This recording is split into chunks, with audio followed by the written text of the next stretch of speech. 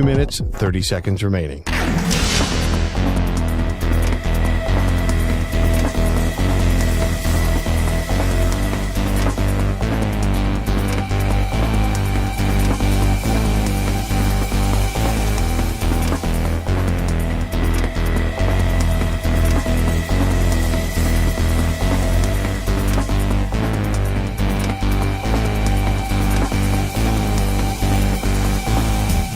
Two minutes remaining.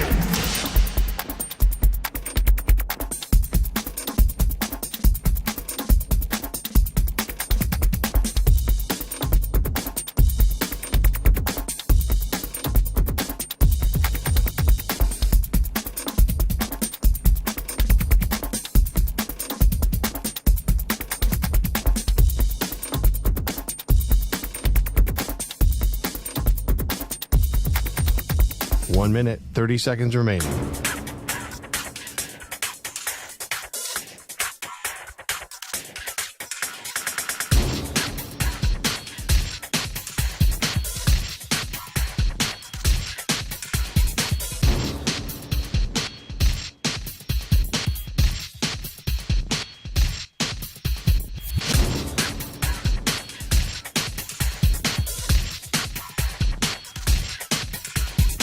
One minute remaining.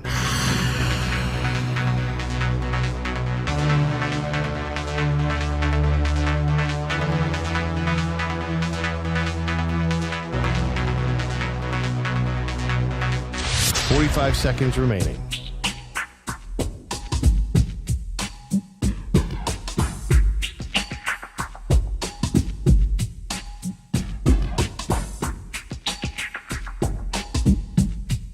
Thirty seconds remaining.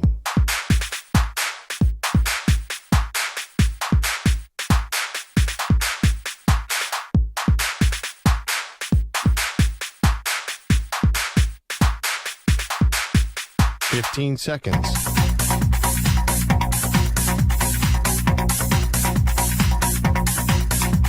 Break ends in 5 seconds.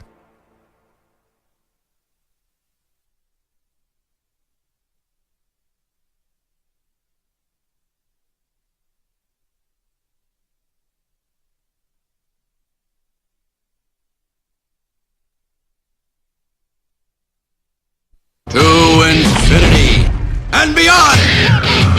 He's live. He's nationwide. This is the Zach Gelb Show.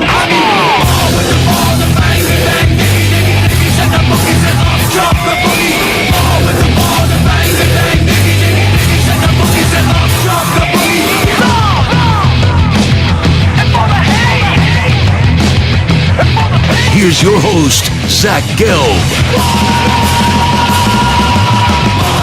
Live from the place yet not overly ostentatious studios of the Infinity Sports Network here in beautiful New York City, sitting on top of the 10th floor of 345 Hudson Street. Welcome on in to a Monday edition of the Zach Gelb Show across all the great local Infinity Sports Network affiliates, Sirius XM, Channel 158, the free Odyssey app, and of course, streaming live on YouTube. 855-212-4227 is the number to jump on in. 855-212-4227. You could always get at me on Instagram, where I'm straight flexing, or via the good old cesspool of Twitter, X, at Zach Gelb. That's ZACHGELB. I got Moist Mike with me. I got the triumphant return of Stuart Kovacs as well. We're rocking and rolling. The gang is all here all the way up until 6 p.m. Eastern, 3 p.m. Pacific. Brian Boucher, former NHL goaltender, he is going to stop by 20 minutes from now as we preview the Stanley Cup Final, as it will come to an end at some point tonight,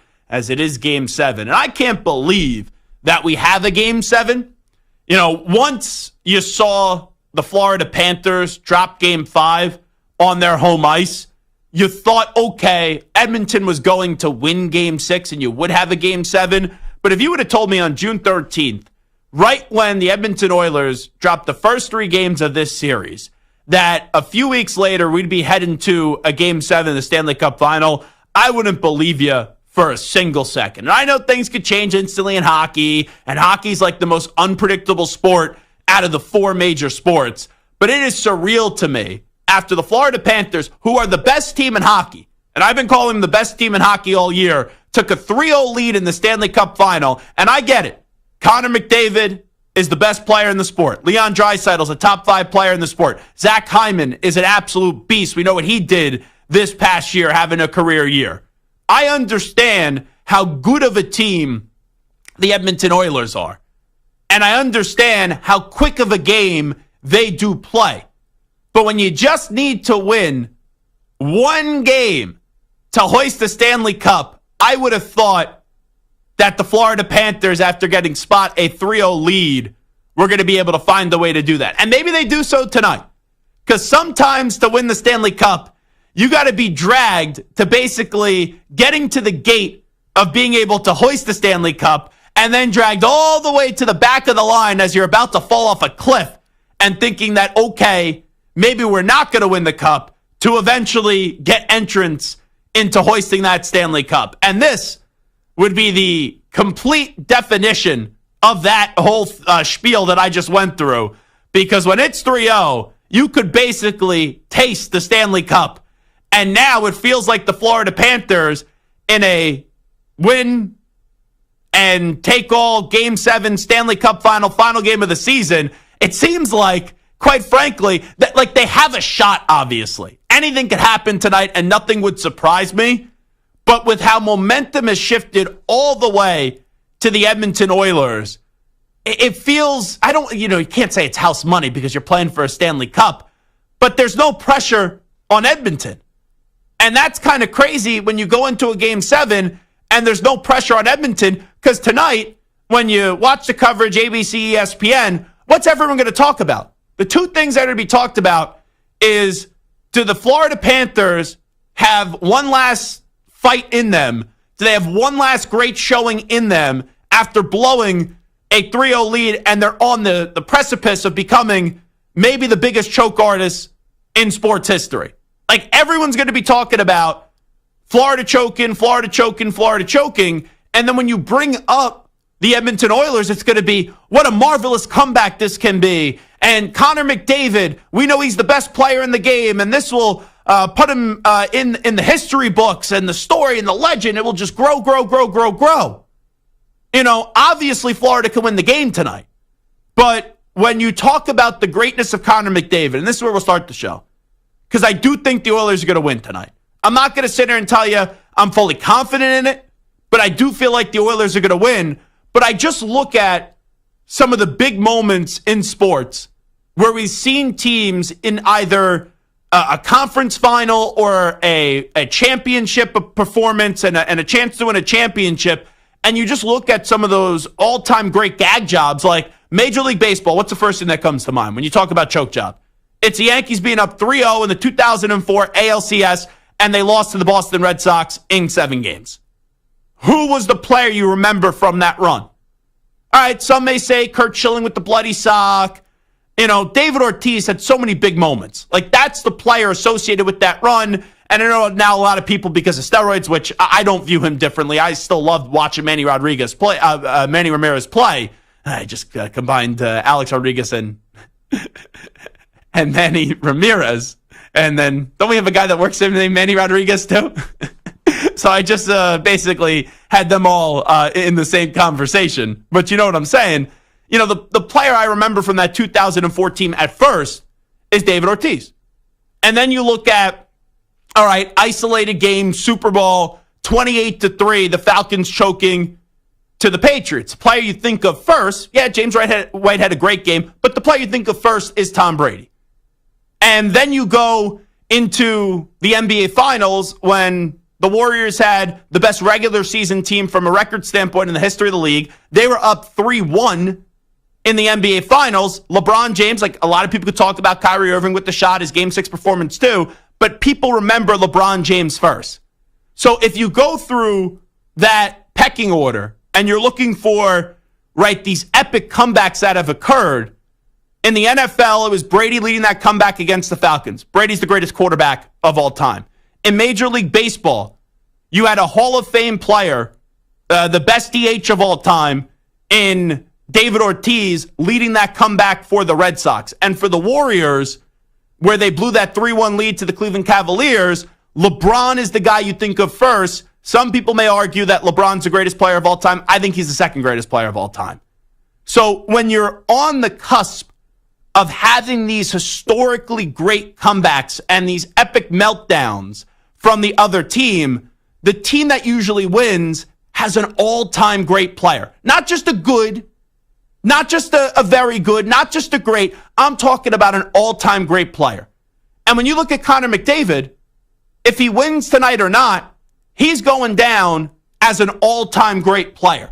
Like, that's how sensational this dude is with what he's been able to do in the NHL.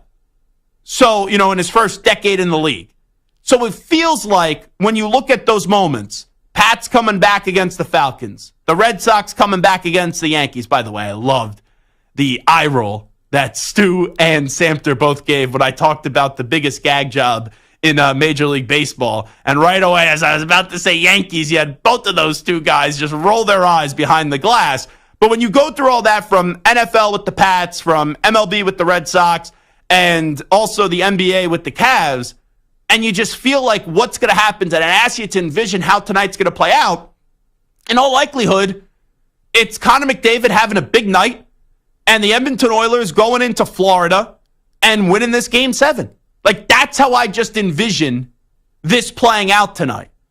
But it would be wild if the Florida Panthers end up winning tonight after basically their fans, outside of, it's Game 7, anything could happen, they walk into this Game 7 with very, very little hope. Outside of the fact that, hey, you play one good game and this team is more than capable of winning, one game and playing a good game of hockey, because, heck, they are the best team in hockey, then you win the Stanley Cup. But I feel as if, I have a friend who's a Panthers fan, a legitimate Panthers fan, season ticket holder. And I'm like, how you feeling tonight? He's like, I can't believe that it's got to this. He's like, I'm going to the game tonight. He's like, of course I'm going to talk myself into them winning. But he goes, I can't believe it got to this. And what you've seen has just been the speed of the Oilers prevail. And that's the crazy part. You look at the Panthers, what are they known for? Controlling the puck, their aggressiveness, and their physicality. This is a big physical bruising hockey team that up against the Rangers, who technically had the most points in the league, they just dominated controlling the puck. But Edmonton has been able to negate all of those things because they're basically playing keep away with the puck, because Edmonton is so damn quick skating with the puck with their speed. And Skinner, their goalie, and the last few years we always wondered with Edmonton, when are they going to get good goalie play? When are they going to get good goalie play? And it's kind of turned into the Ohtani situation when he was with the Angels. Yes, I understand the Oilers at least been in the playoffs. They've won some playoff series and all that. But it was, okay, you have the best player in the sport, but you can't win the ultimate prize. And what's the reason for it? And for years with Edmonton, it was the goalie. But Skinner has made some remarkable saves in this series, even in those games, in Game 5. And, I know some of these games are lopsided, but he's made some saves that have kept them in it.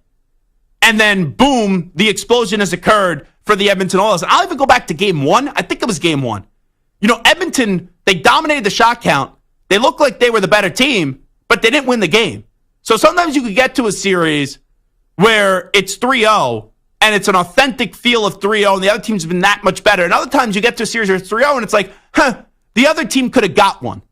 And probably after 3 games, that series should have been 2-1, I would say. But it was 3-0, and give credit to the Oilers for putting us in a position where they've won 3 in a row, and now we get an epic Game 7 tonight. So here's what I'll ask. If the Edmonton Oilers end up coming back and they complete this comeback, out of the 4 major sports, would the Florida Panthers now be referred to as the team with the worst collapse in sports history? And I was thinking about this once Game 6 did go down. And I had this saved in my drafts for a poll question. The moment Florida loses, let's say they do lose tonight. And at first I was going to say, it's probably not the worst collapse in sports history. Talking about the 4 major sports in the playoffs. But the more and more I thought about it, the answer is yes. Don't get me wrong. All 3 of these are really damn bad, right? The Warriors blowing a 3-1 lead in the NBA Finals. The Red Sox blowing The Yankees blowing a 3-0 lead in the ALCS to the Red Sox. The Falcons blowing a 28-3 lead in the Super Bowl. But in the NFL, it's one game, right?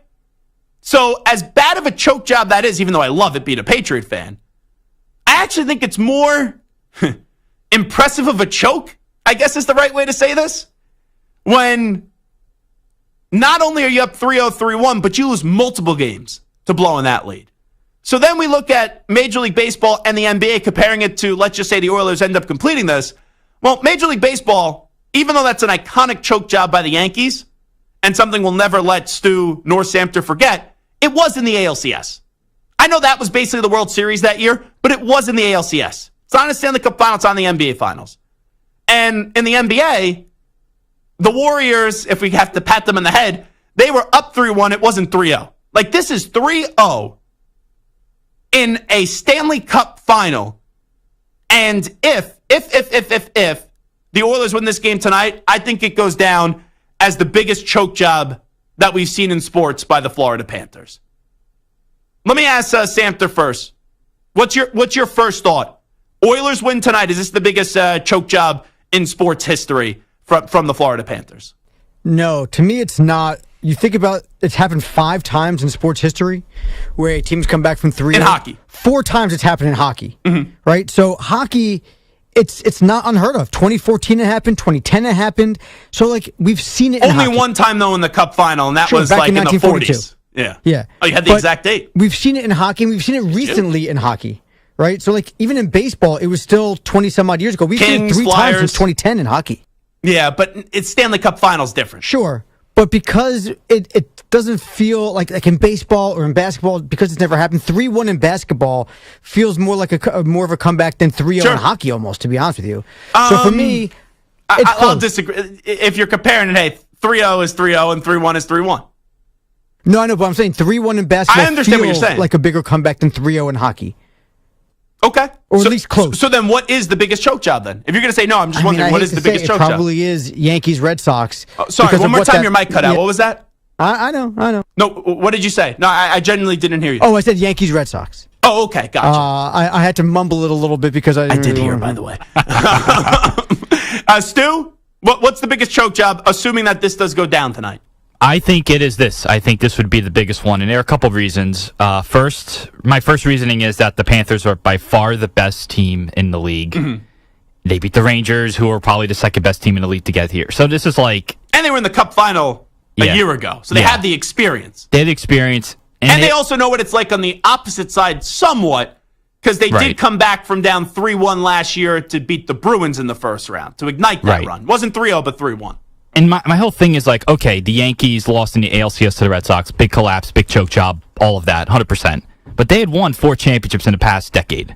Panthers have never won anything. This was such a moment for them. And the fact that they had a 3-0 lead, whether or not maybe it felt like 2-1, which I agree, it was closer than a 3-0. But at the same time, you had that 3-0 lead. This just feels like the worst one. And again, I can't get there with the football because it's one game. Yeah, no, I agree with you, obviously, and that's why I'm elated that Stu's back, because what I say, Stu agrees with. Samter, that's what I learned. In his 3-week absence and your 3-week absence, I feel like we disagree more, and Stu and I agree more. So I kind of like Stu better. Well, Stu's more agreeable. There's one other series also that might trump Yankees 3-0. Okay. It's the Giants having a 5-0 lead in Game 6 of the World Series in the 0-2 World Series against the Angels. Yeah.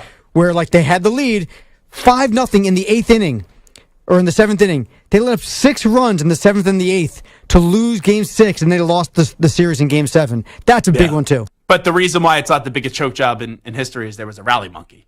So if you just have some sort of prop, I think it eases the pain, maybe. You can talk about the Red Sox also in 86 against the Mets. Up in Game 6, then you got Mookie Wilson. No, that's another good one. But I think that's more... It's like an isolated play, like the Buckner-Wilson is how people refer to that. Yeah, but they were still up with 2 outs. They were up by a run in the 9th inning, absolutely. and they let it up. I'm not, trust me, I'm not saying that isn't a choke. I'm just trying to find anything anti-Boston and not anti-Yankees. Yeah. Well, we'll take a break. We'll come on back. Brian Boucher is going to join us. We will preview Game 7 of the Stanley Cup Final tonight. It is a Zach Gelb Show. You're in a 5-minute break.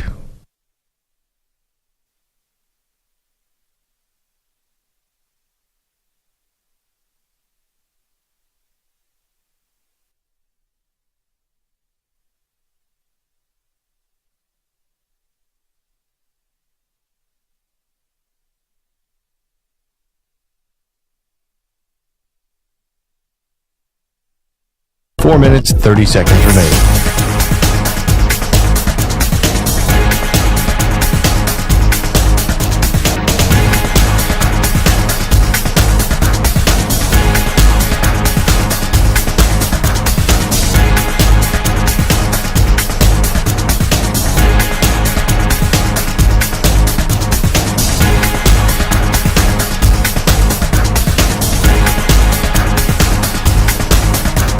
4 minutes remaining.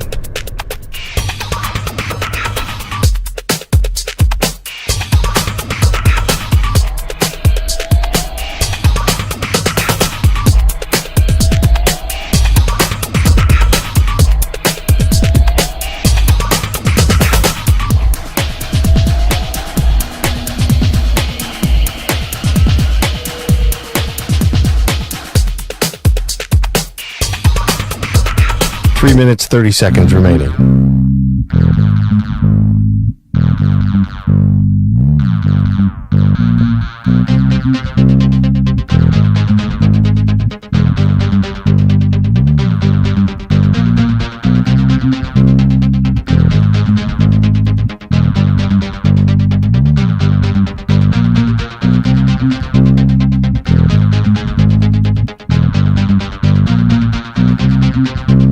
Three minutes remaining.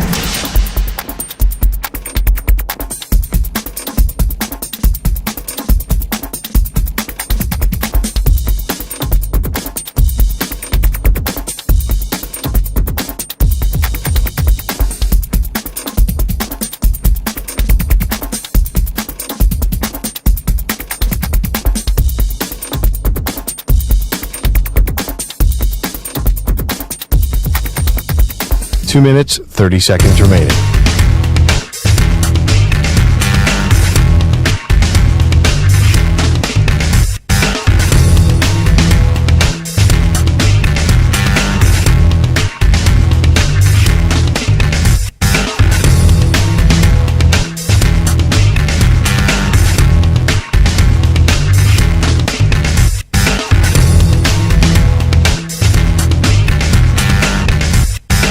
Two minutes remaining.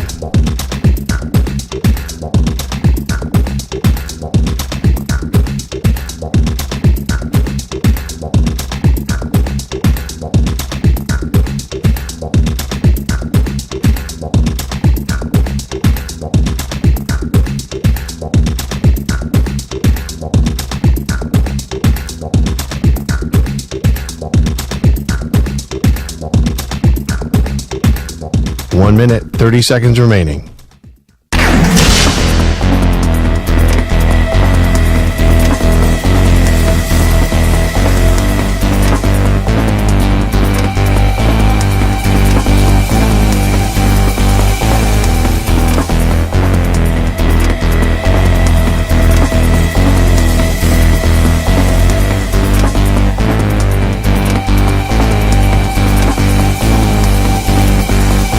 One minute remaining.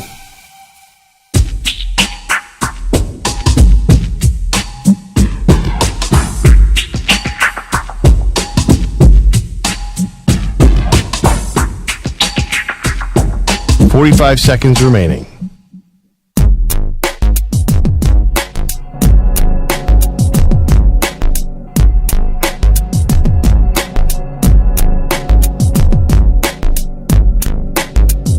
30 seconds remaining.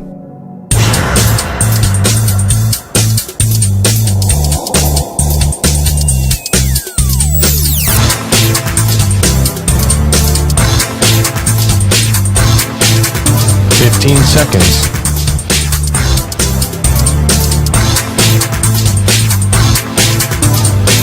Break ends in 5 seconds.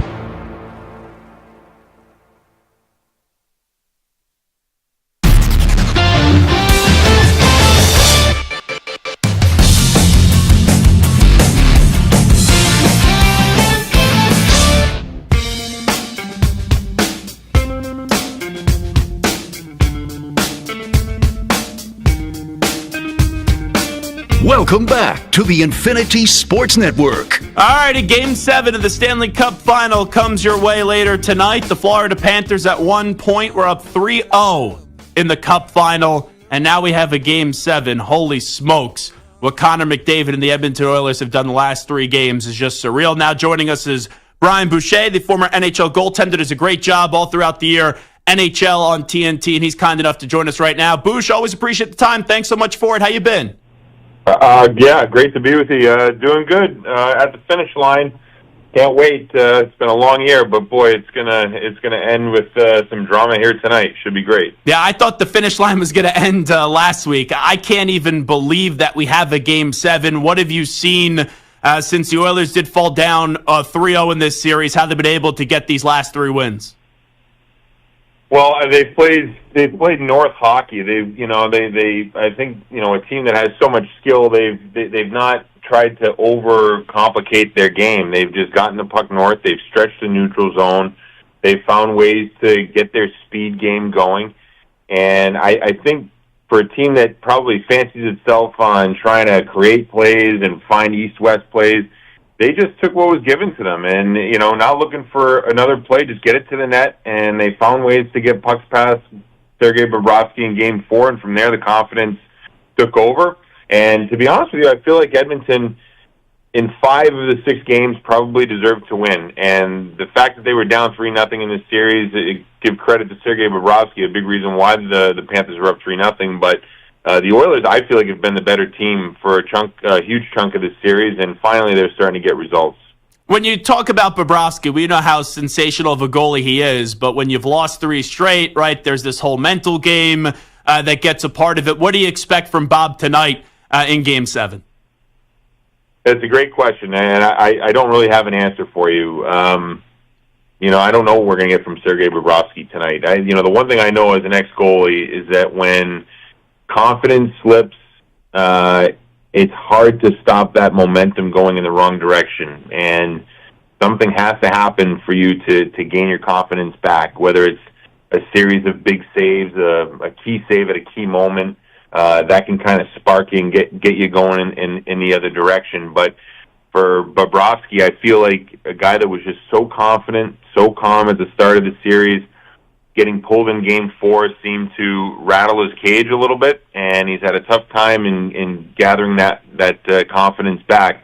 All eyes will be on him here early on tonight. I mean, I think Florida has to do a better job defending in front of him.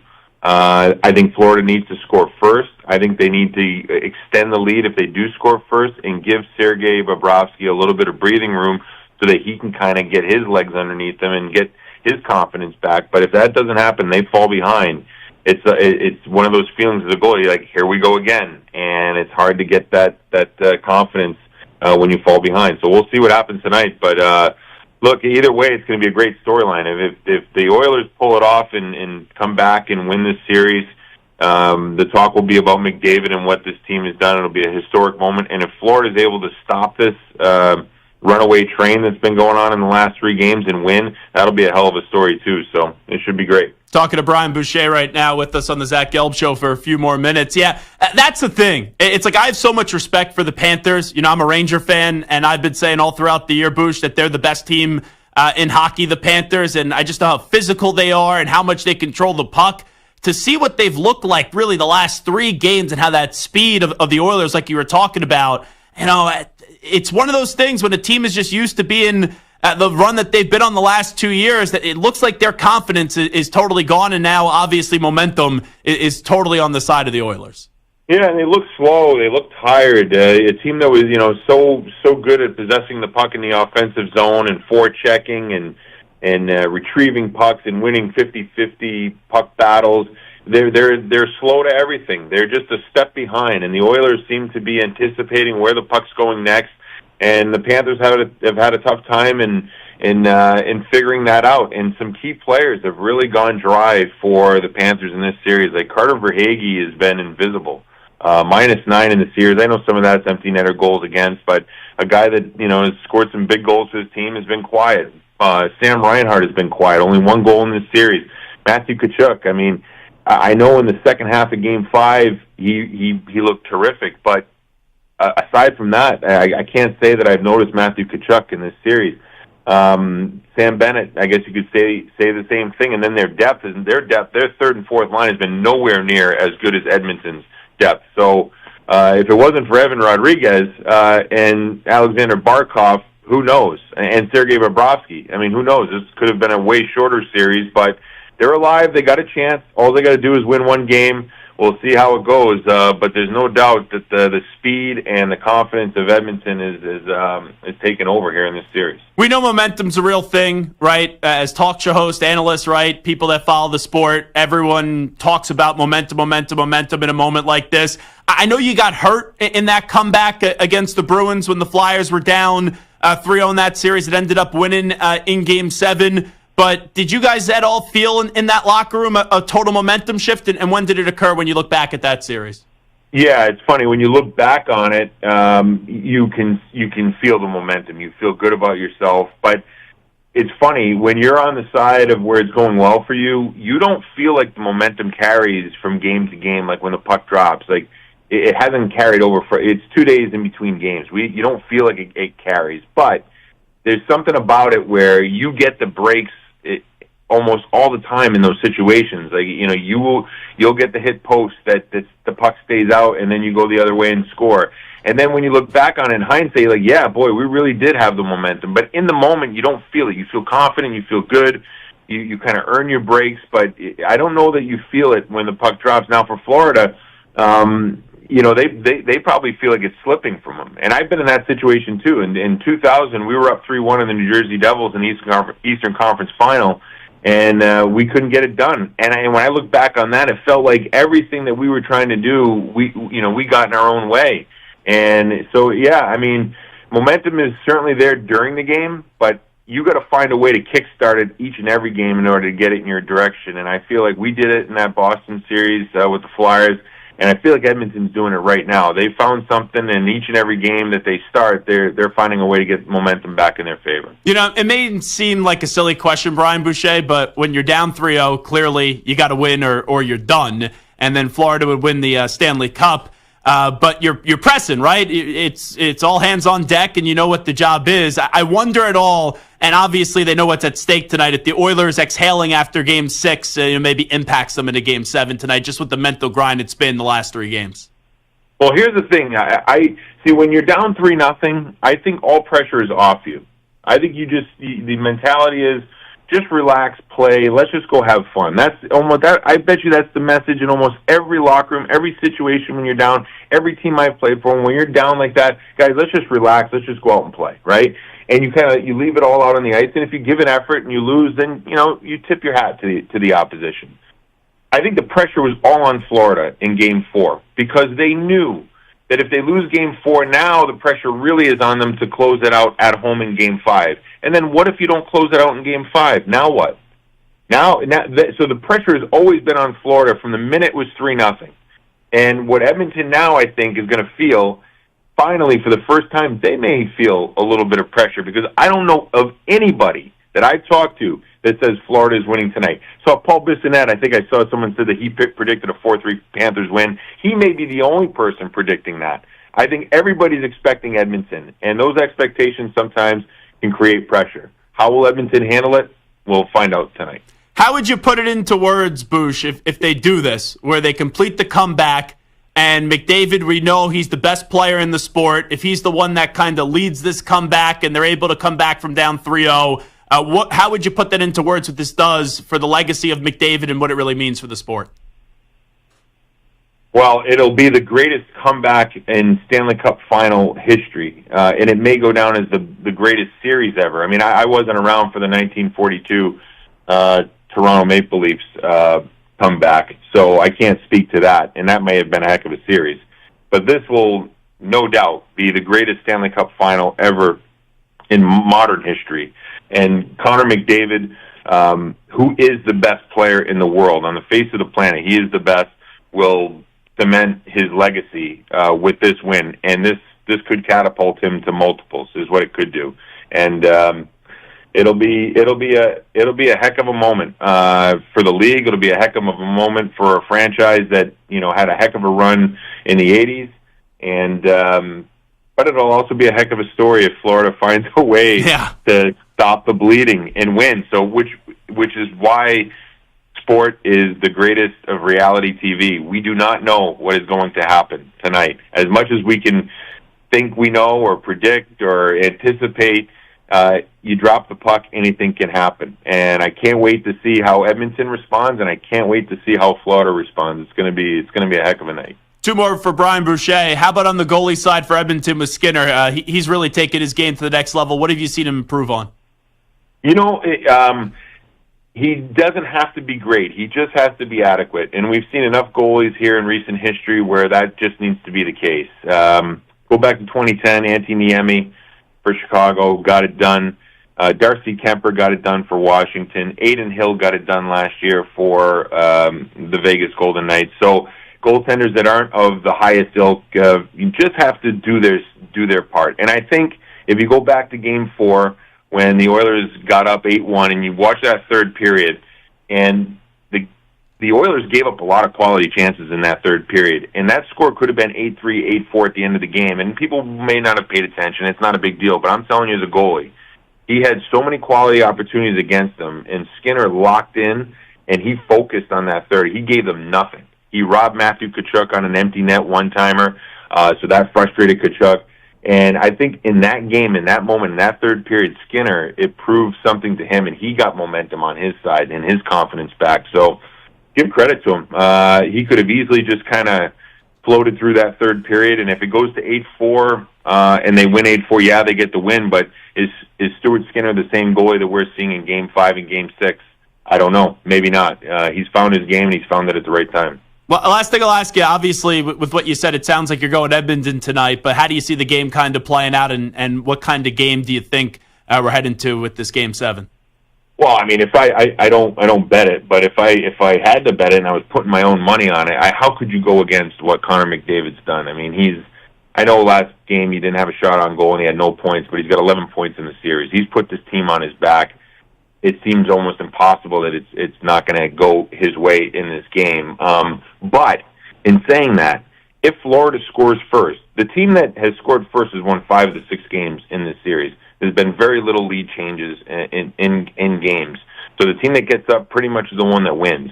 If Florida scores first, and if they find a way to extend the lead, now we're going to see an Edmonton team who I think, when they have to catch up, I think the coach, Chris Knobloch, at times loses patience. We haven't seen it in a long time. Loses patience and wants to put Draisaitl with McDavid. The minute you put Draisaitl with McDavid, I know logically it probably feels like it's an advantage for the Oilers.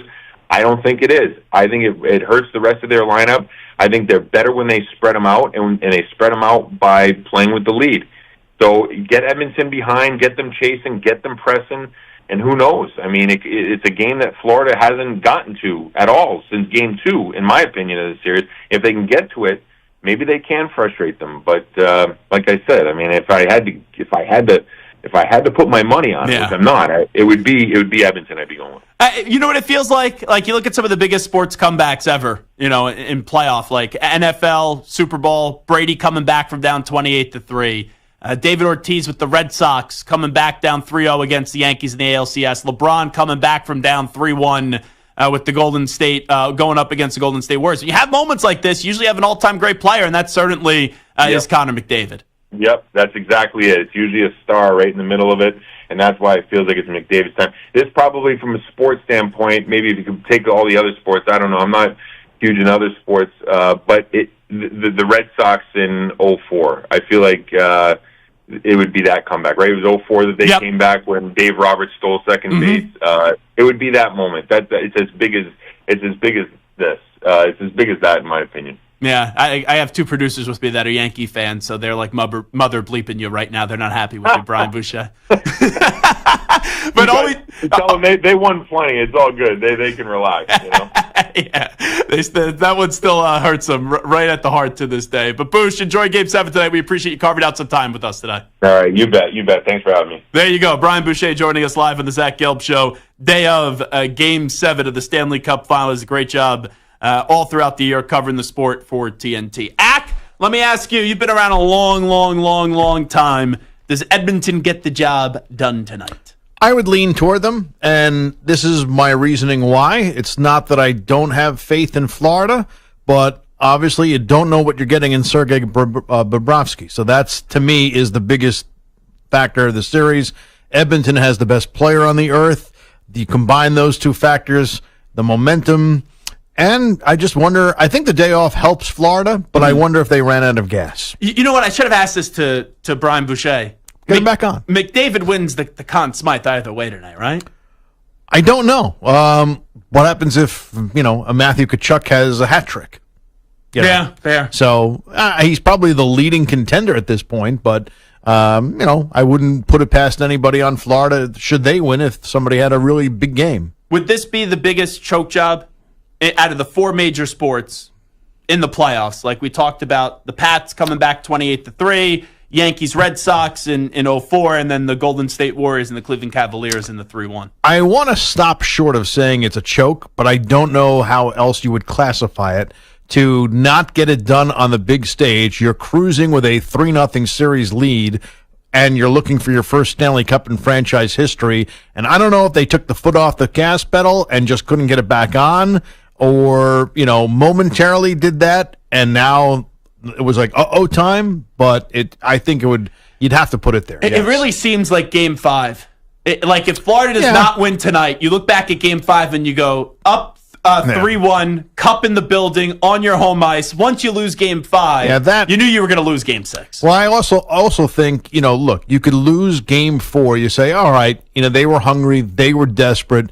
We're going to go back, hit the reset button at home. The Cup's, as you said, the Cup is in our house. It's not going back to Edmonton. That had to be the game where there had to have been a sense of urgency. They had to leave it all out there then. But hey, look, the Rangers were looking at the same thing. Not 3-0, but they were up 3-1. Yeah, had a chance to win Game 5, lost on home ice, lost Game 6 in Vancouver, and came back and won Game 7. So, look, again, it's not 3-0, but yeah, you kind of expected more, especially the wave of momentum that the Panthers were riding going into Game 4. You're like, how did this happen?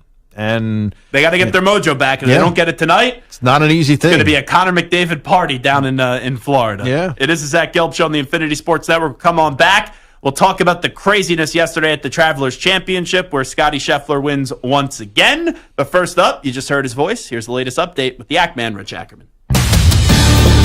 Infinity Sports Network Sports Flash. And it's sponsored by Progressive Insurance. Protect your family, your phone, your furry friends with life, electronic, and pet health insurance. After a long search, the Cavaliers have seemingly found their new head coach. Reportedly in talks with former Nets coach Kenny Atkinson, the current Warriors assistant, has gained a reputation for being strong in player development. Scotty Barnes has been the best player so far from the 2021 draft and is ready to cash in, reportedly set to sign a 5-year extension with the Raptors that can be worth as much as $270 million. Barnes has been the Rookie of the Year. He was an All-Star last year in his third season in the league. One game decides the NHL season, and it's Game 7 tonight in South Florida, where the Panthers host the Oilers. Florida had a 3-0 series lead, but has been unable to close out the series. Edmonton chipped away before forcing the ultimate game tonight, and only once has a team rallied from a 3-0 deficit to win the Stanley Cup.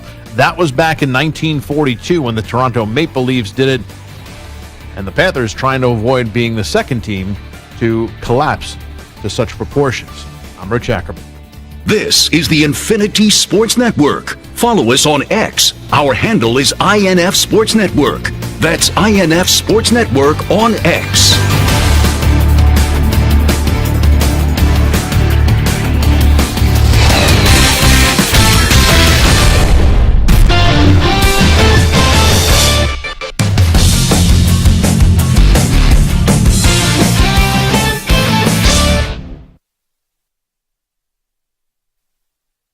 You're in a 5-minute break.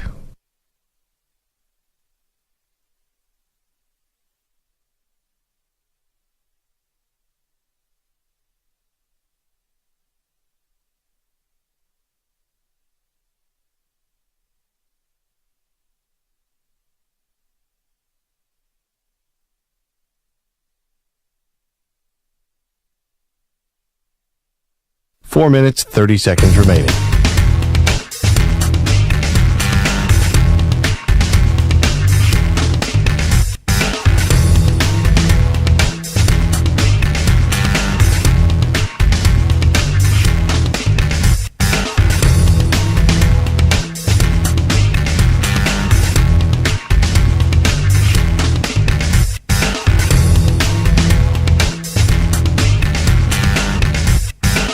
4 minutes remaining.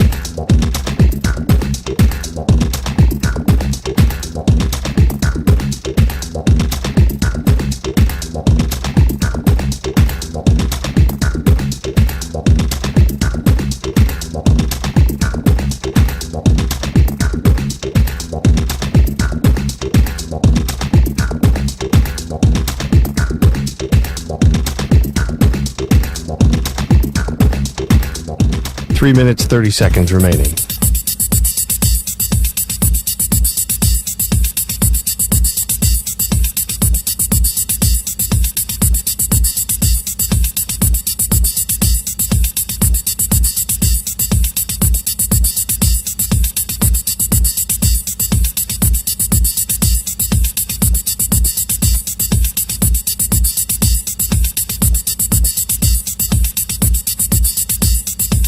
Three minutes remaining.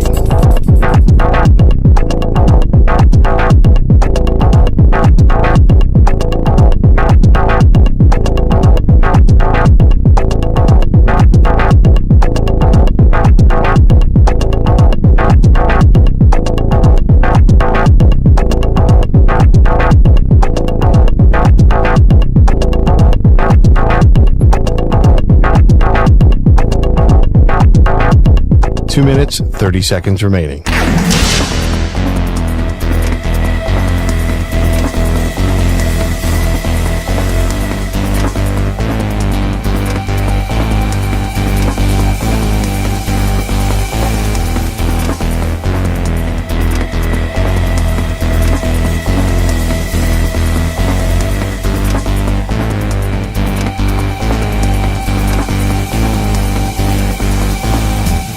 Two minutes remaining.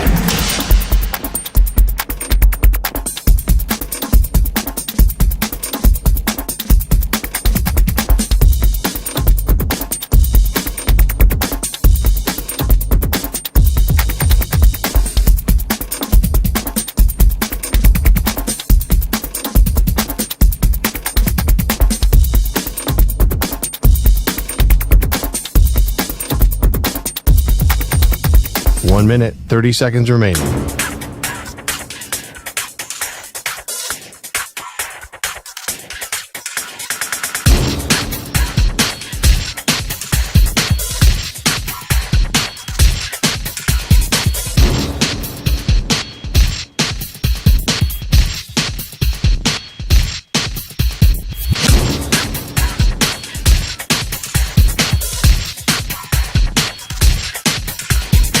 One minute remaining.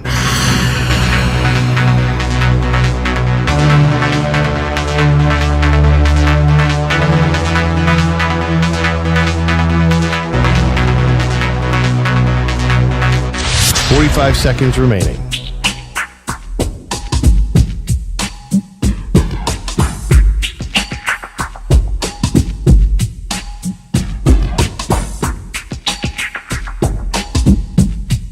Thirty seconds remaining.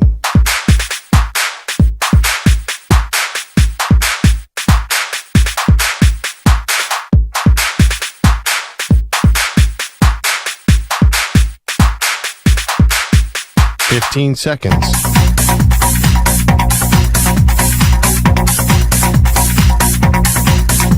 Break ends in 5 seconds.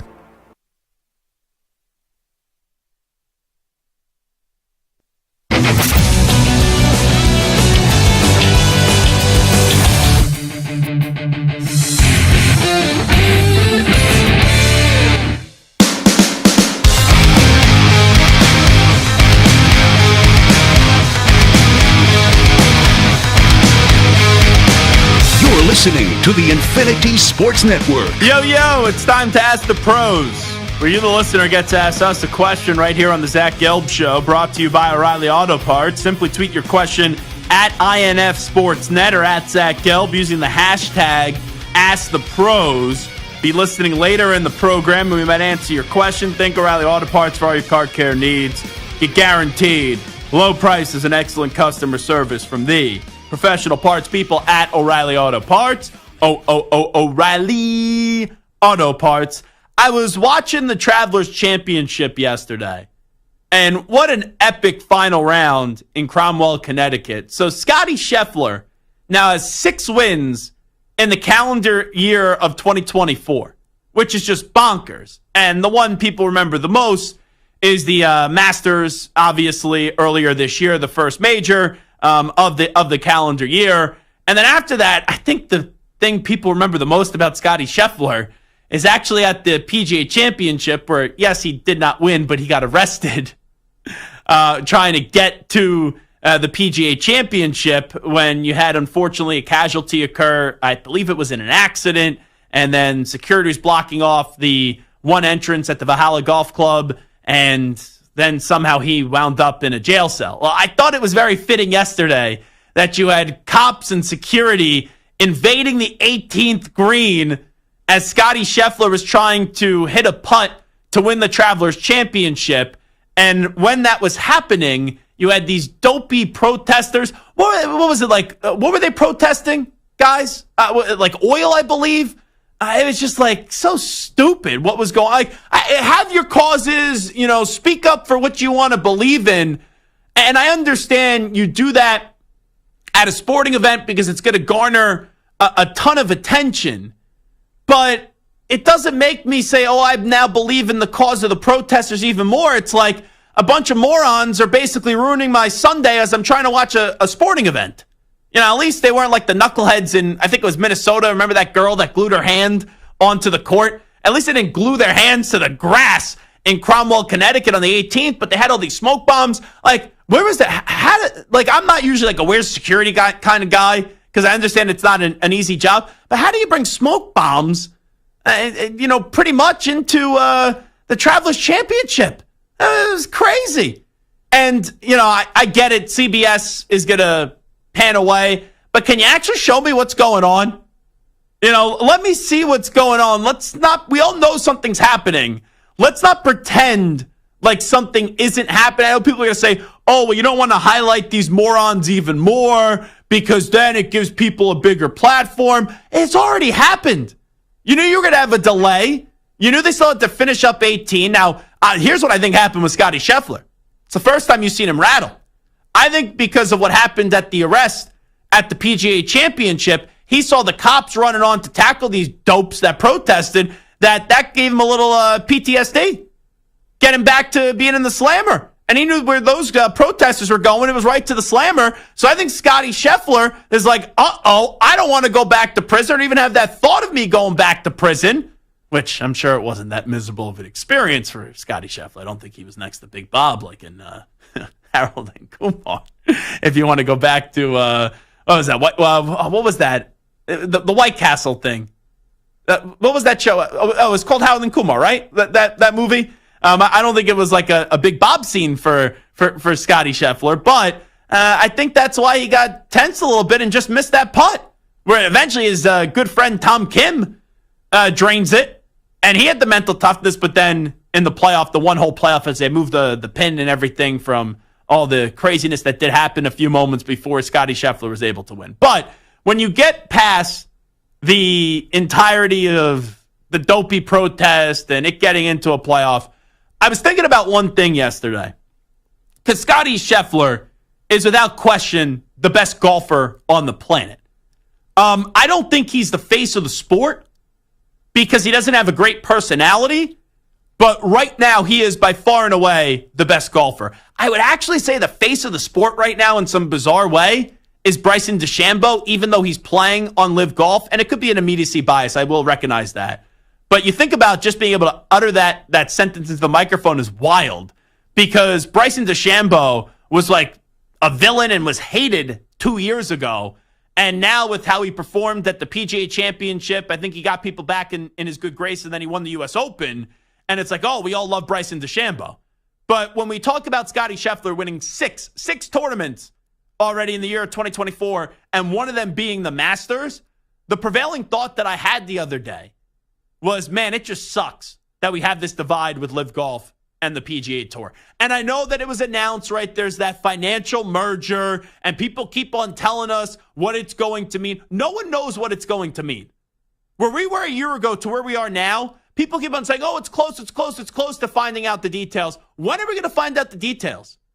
And will it mean that we're going to get everyone under the same umbrella again?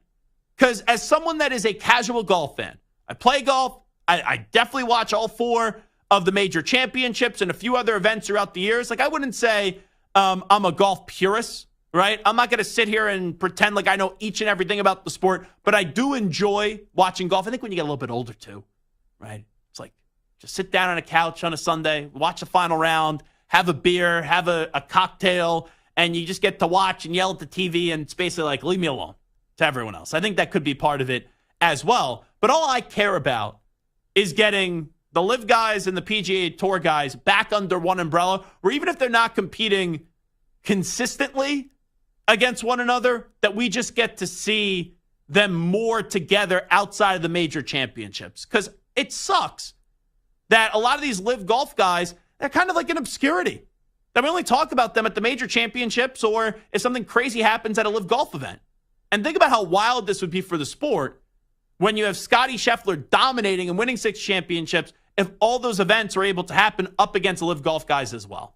So it'd be cool if they had some kind of event where it'd be like PGA versus LIV, or if we could just get them actually under one umbrella again, because it would be better for the sport and people that are casual fans like me. When we tune in, we want to see the best of the best. And even though the best golfer on the planet right now is Scottie Scheffler, and I still think he'd beat the guys on LIV, and he would probably still have the same victories, you just wish you got to see that in more frequency, the best going up against the best, rather than this divide that people say is going to get rectified with this financial merger, and we still have no clue what the heck is going on. Mike McCarthy is fed up with Jerry Jones. What does this mean for the Cowboys? We'll discuss next. This is Zach Gelb Show, back in 5.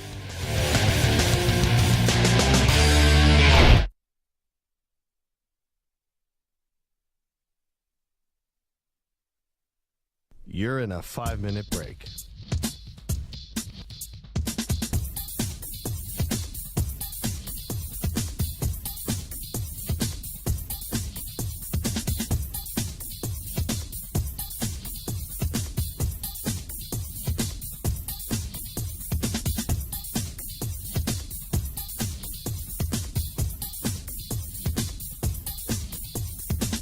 Four minutes, 30 seconds remaining.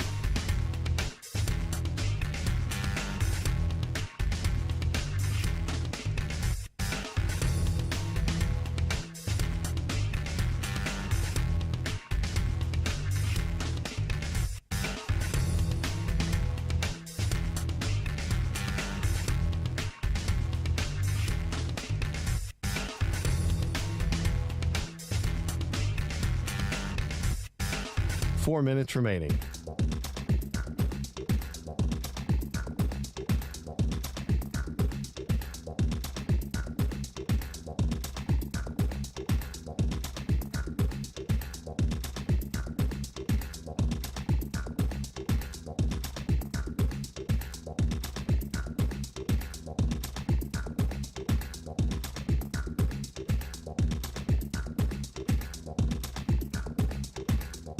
Three minutes, 30 seconds remaining.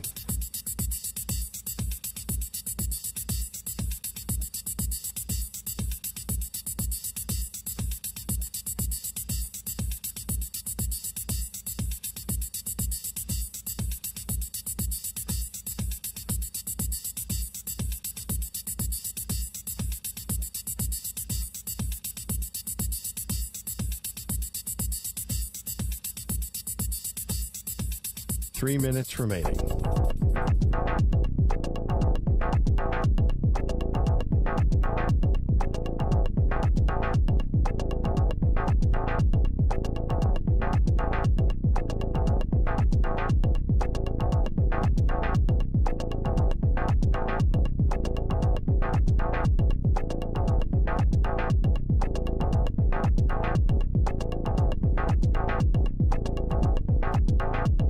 Two minutes, 30 seconds remaining.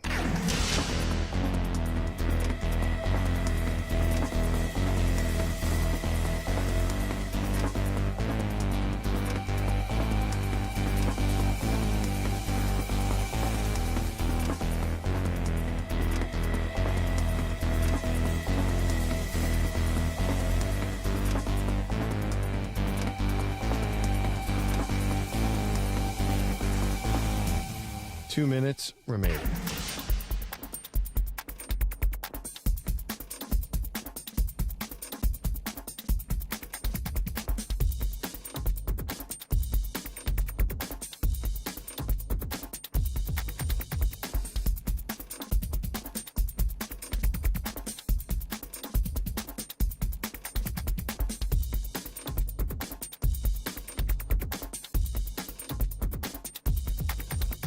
One minute, 30 seconds remaining.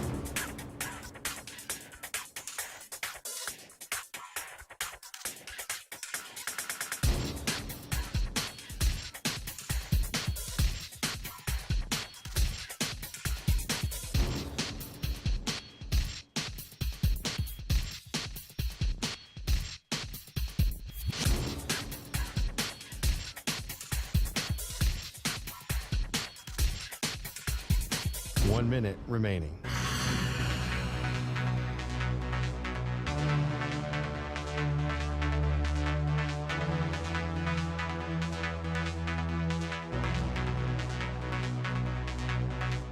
Forty-five seconds remaining.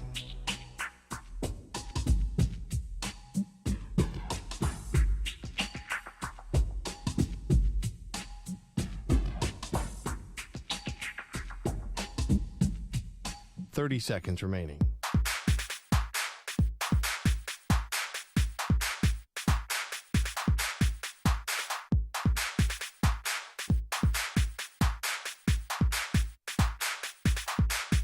Fifteen seconds.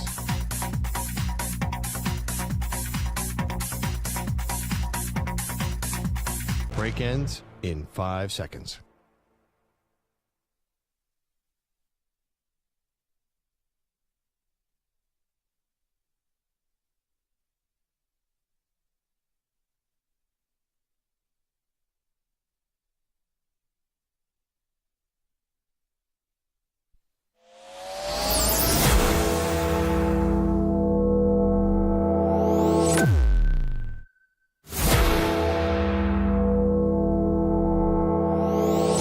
Infinity and beyond.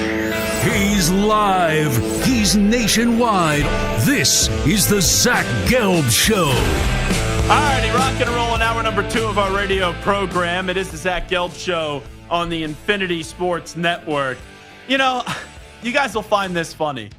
I was listening the day after to WEI in Boston after the Celtics won the championship. And I hear one of their hosts, Jermaine Wiggins, say, "Oh, I finally got to see a Boston championship in person." Obviously, he was a part of, I think he was just a part of the 01 Patriots. But he's talking about the other teams like he was in the building for an actual closeout game as a fan, was his point. And as he was saying this story, the co-host or the host of the show, Greg Hill, goes, "How'd you get tickets?" And he goes, "Oh, for my guy Sully." And I'm listening to this.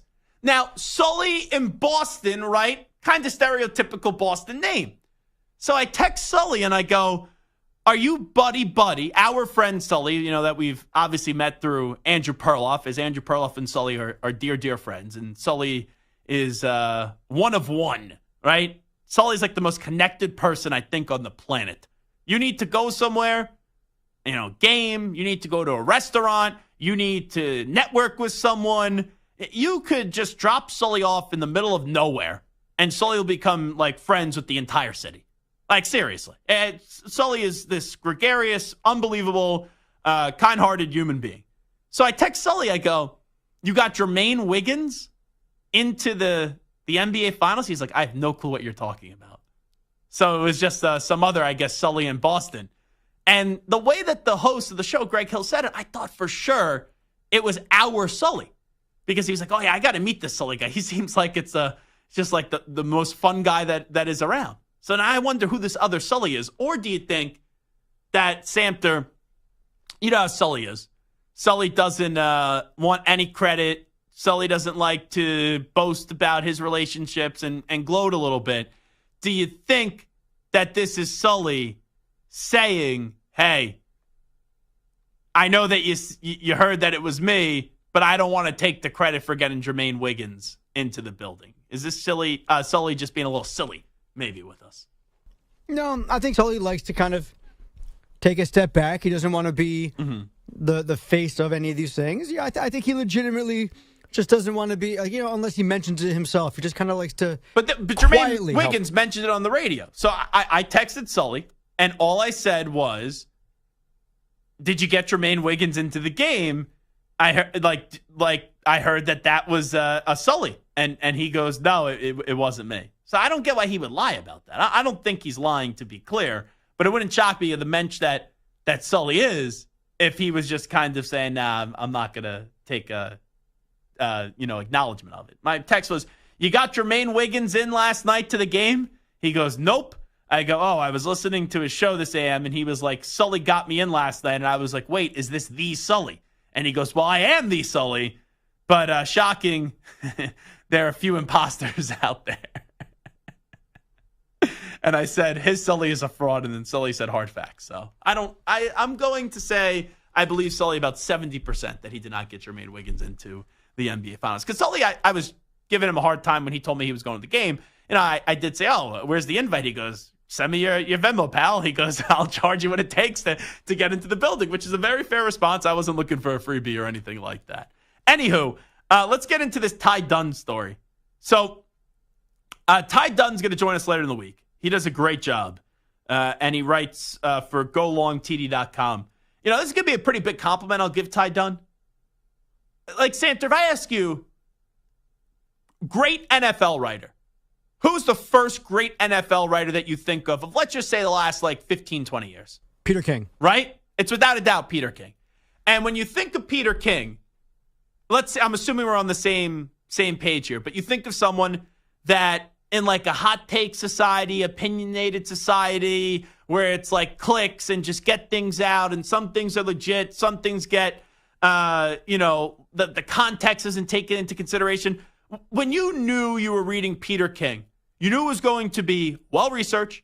You knew he was going to talk to everyone that would talk to him for the story, on and off the record. And also, you knew it was going to be an interesting read that was rather long. And that's sometimes tough when you're such a long-form writer now, because a lot of us, like yours truly, have the attention span of a gnat, and we can't really focus. So that's how that Peter King writer, and someone like Peter King and the style that he writes, I think it's a dying breed, because there's just a lot of people don't have the attention span, even though it's fascinating to work, to read that long of stories. But Peter King is now retired, and I kind of think the guy that does the closest work to Peter King in what Peter King is trying to do is really Ty Dunne. Ty Dunne, and he's covered the Packers. He's done work in Buffalo. Obviously, I think he lives there now with the Bills. But the stories that he the stories that he publishes, for his website, which once again you can follow him on Twitter at Ty Dunne, and it's golongtd.com. They kind of resemble Peter King quality stories. And they're all, the other guy I would say too, and I can't believe I'm going to say this because I used to hate this guy's guts. Nothing I don't really know him. But Seth Wickersham, just because it all had to do with my team in the fall and all Brady and Belichick and Kraft and all that fighting. But anytime Seth Wickersham puts something out, it's usually long, it's well-researched, and it mirrors Peter King style.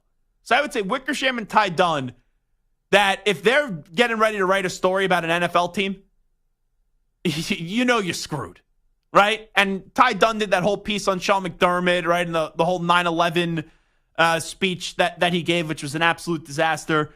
Well, Ty Dunne, back in early June, released an article about the Dallas Cowboys. And in the article, it said McCarthy's doing it the best he can. Some of the people I've talked to have said that he's getting fed up with it a little bit, talking about McCarthy's relationship with Jerry Jones. And it just shows you the media world that we write in.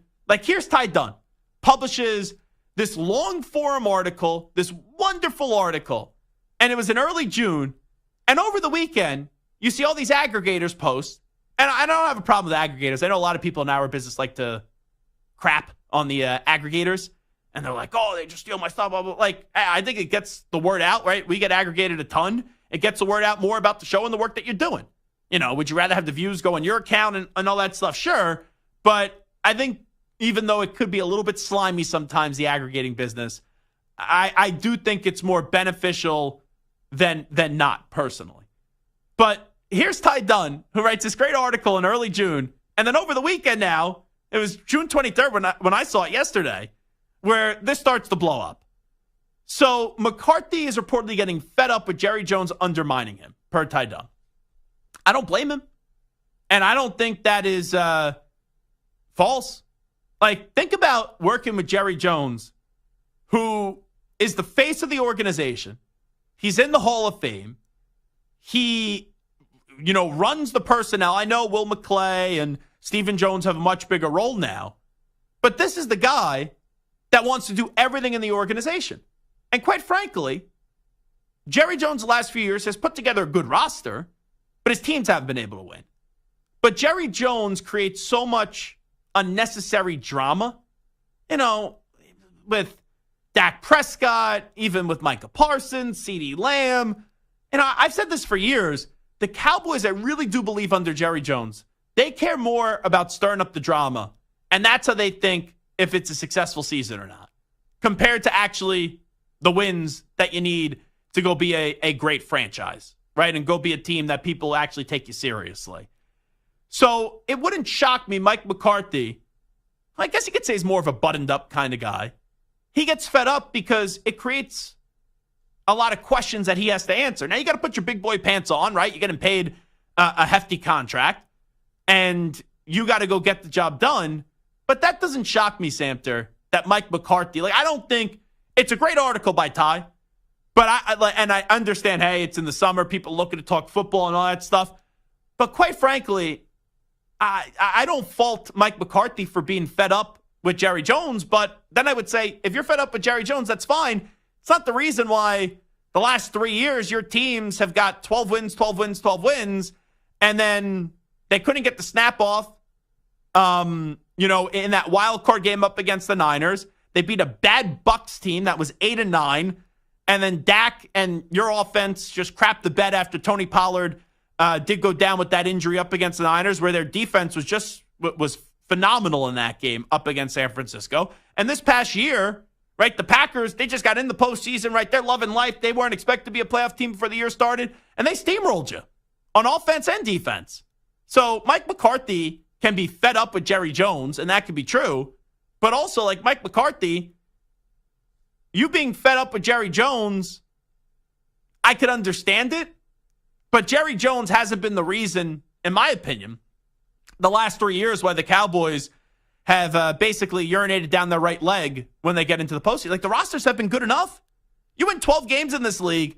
You should be able, in one of those years, 12 games, 3 straight years, in one of those years, if you have the right quarterback and the right coach, you should be able, Mike, to get to a conference championship game. I'm not even saying Super Bowl. I'm just saying conference championship game. Yeah, and say what you will about Jerry Jones, but he's loyal to a fault.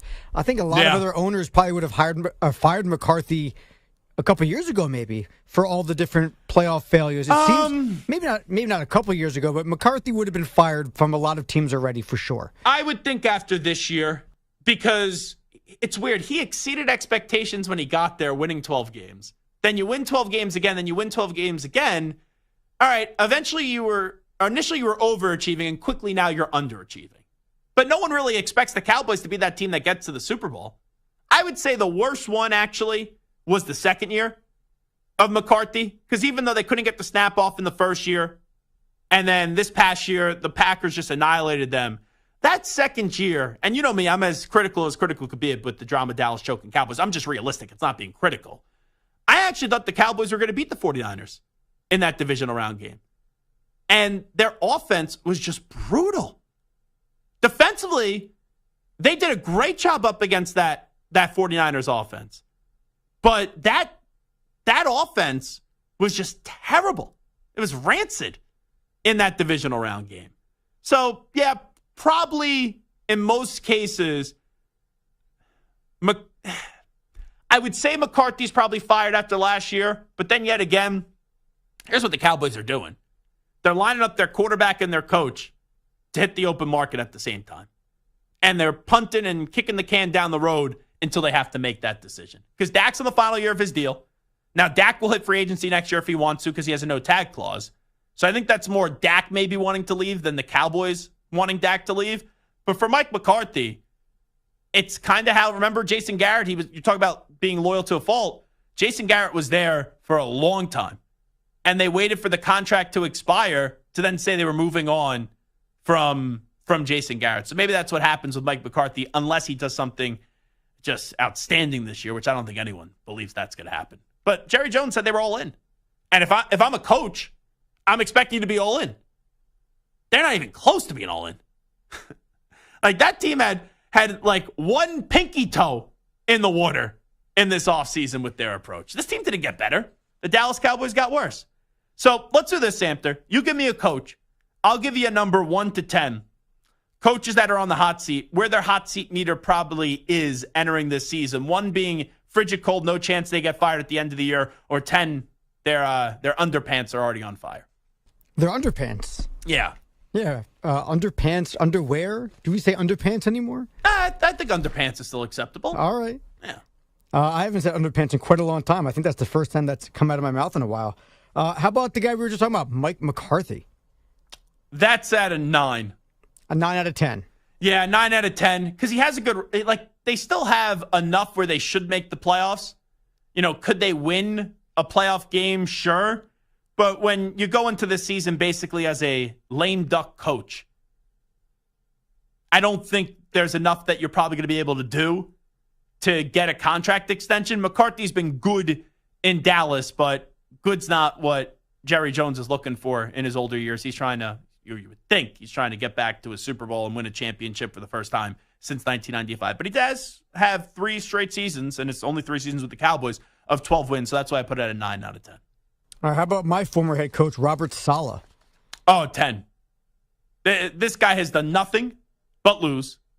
And I know last year you kind of chalk it up without having Aaron Rodgers on the field because he got hurt.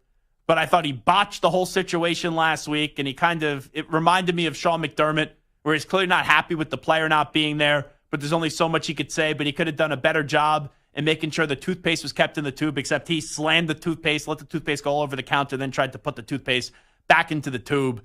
If it wasn't for Rodgers, that's the irony of this whole thing, Robert Saleh would have already been fired. That's how, for a guy that was, some guys are just better as defensive coordinators and coordinators as they are head coach. Robert Saleh is one of those guys. I think he's just better as a coordinator than he is as a head football coach. Doug Peterson over in Jacksonville. Yeah, I think this one's fascinating. And I put it at a 6 because of the season that they just came off of. Like, he could do no wrong after that first year.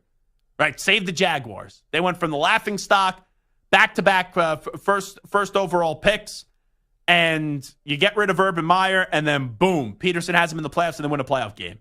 But then they regressed big time last year. So if they miss the playoffs once again this year, I don't know if he's going to get fired after 3 years, but it's not out of the realm of possibilities. And remember, they just paid the quarterback, so the quarterback's not going anywhere. All the attention turns to the coach. So I'm going to say it's now at a 6 for Doug Peterson entering this season. All right, it's interesting. Here's another guy who could have gotten fired but ended up not. Sirianni over in Philadelphia. You know, it's crazy. No one thought Nick Sirianni was a good hire. And Nick Sirianni made the playoffs in his first year, even after that horrible speech about the flower and the process of growing the flower and everything. And then in year 2, makes it to the Super Bowl, they lose. Then starts off 10-1. 10-1 last year, and they only win one lousy game down the stretch, and they get annihilated in that playoff game up against the Tampa Bay Buccaneers. It's an 8. Sirianni is back because the owner and the general manager and Jeffrey Lurie and Howie Roseman, they like to have a puppet as a coach. And Sirianni is a player's coach, but I think he's too much of a doormat. I go into this year, though, being an 8 because you could hold off the Eagles fans for a year. If they don't get back to their winning ways, even though they love having Sirianni there, the players, because it's a free-for-all, and Roseman and Lurie are able to control the strings of the puppet as they want, I think he would be gone after this year, especially with maybe Belichick's interest. Yeah, maybe one of my least favorite coaches in all of football, Dennis Allen in New Orleans. You know what, Stu? I know you can't stand probably Dennis Allen. He sucks.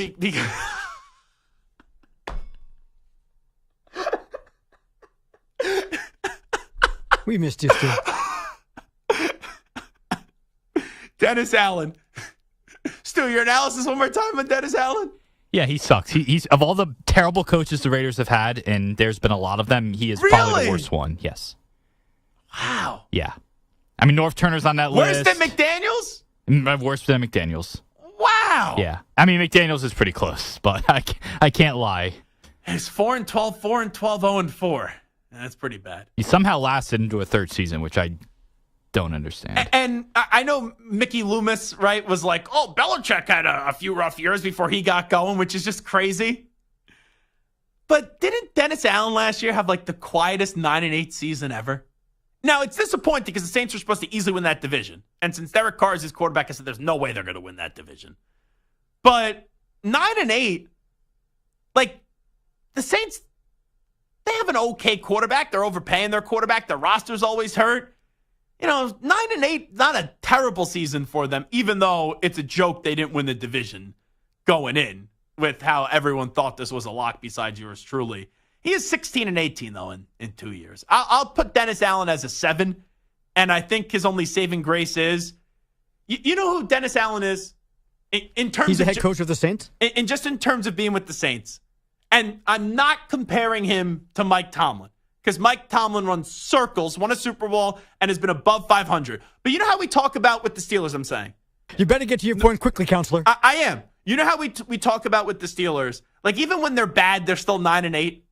Like, the Saints, even when they're bad, they'll still be 7 or 8 wins. I'm not saying Dennis Allen is even 1/10 of a coach that Mike Tomlin is, but I'm just saying in the way that we talk about the Saints, it would just be better if they bottomed out instead of being like 7-10 in Dennis Allen's first year and then 9-8 in his second year. Just, see, that was my thing with the Patriots.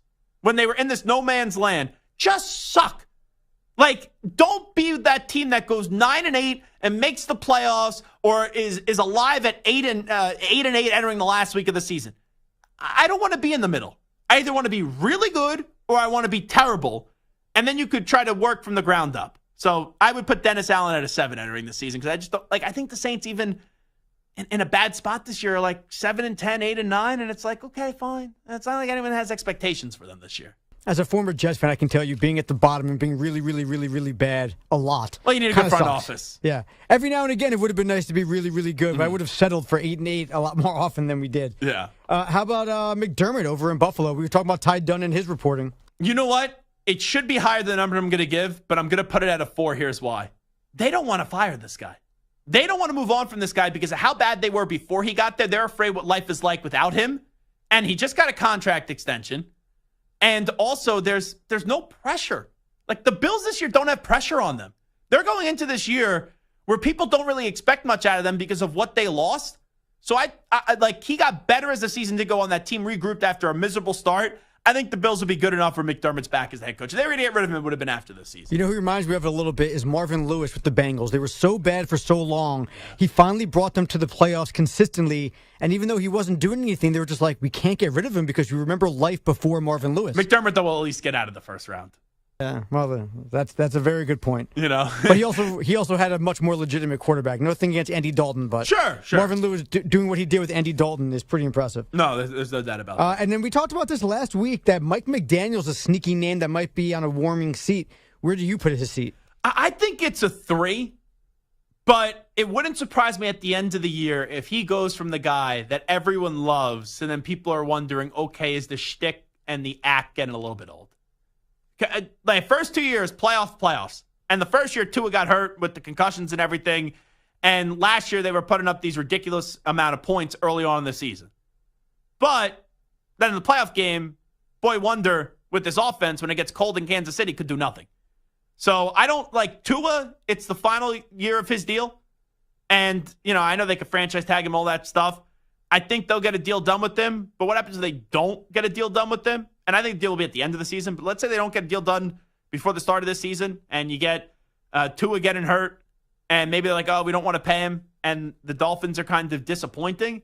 It wouldn't stun me if they get rid of McDaniel, but I don't think he will get fired because they made the playoffs the first 2 years. Like, let's say they go 8-9 this year and they miss the playoffs. I think he should be entitled to getting one more year before we say, okay, you got to fire Mike McDaniel as the head coach of the Miami Dolphins. But you do have an impatient owner there in Stephen Ross, who has not seen a lot of winning, and he's only getting older and older. It is Zach Gelb Show on the Infinity Sports Network. We're coming on back.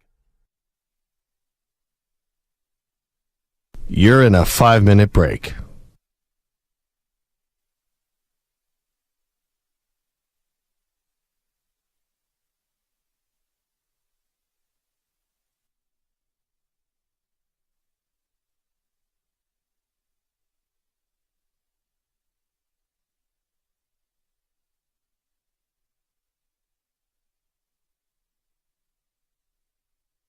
Four minutes, 30 seconds remaining.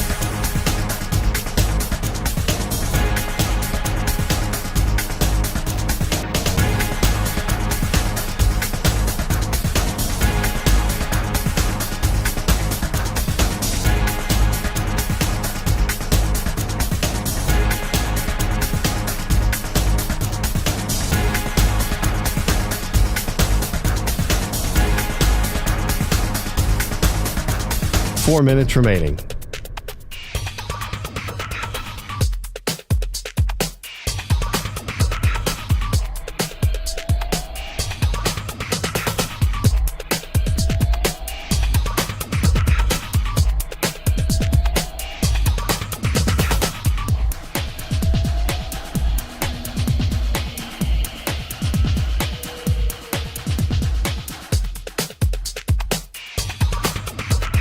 Three minutes, 30 seconds remaining.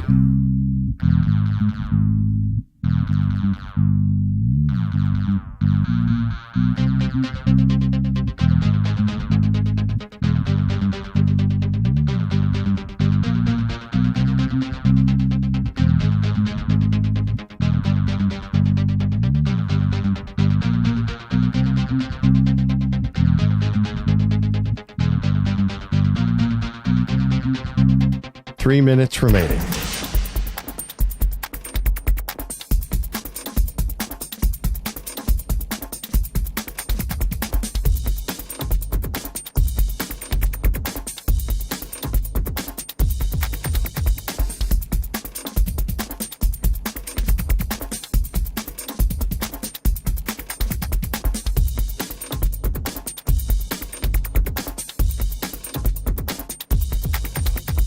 Two minutes, 30 seconds remaining.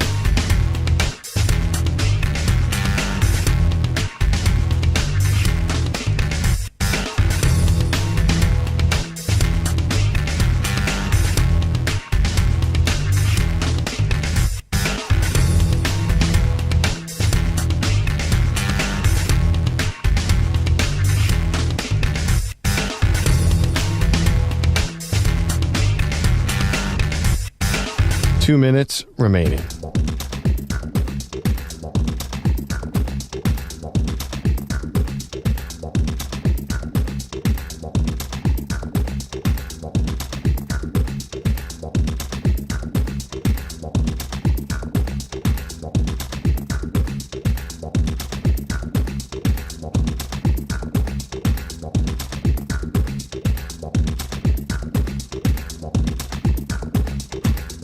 One minute, 30 seconds remaining.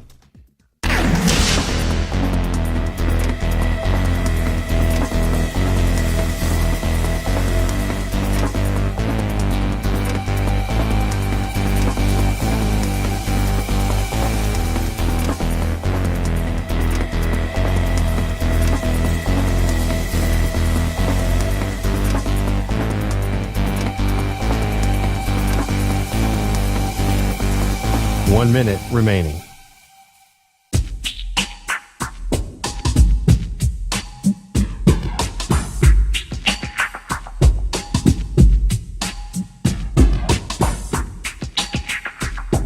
.45 seconds remaining.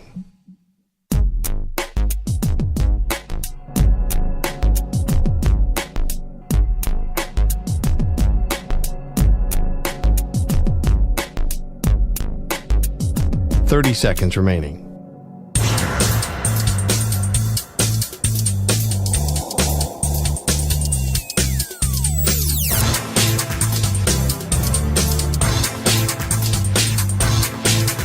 .15 seconds.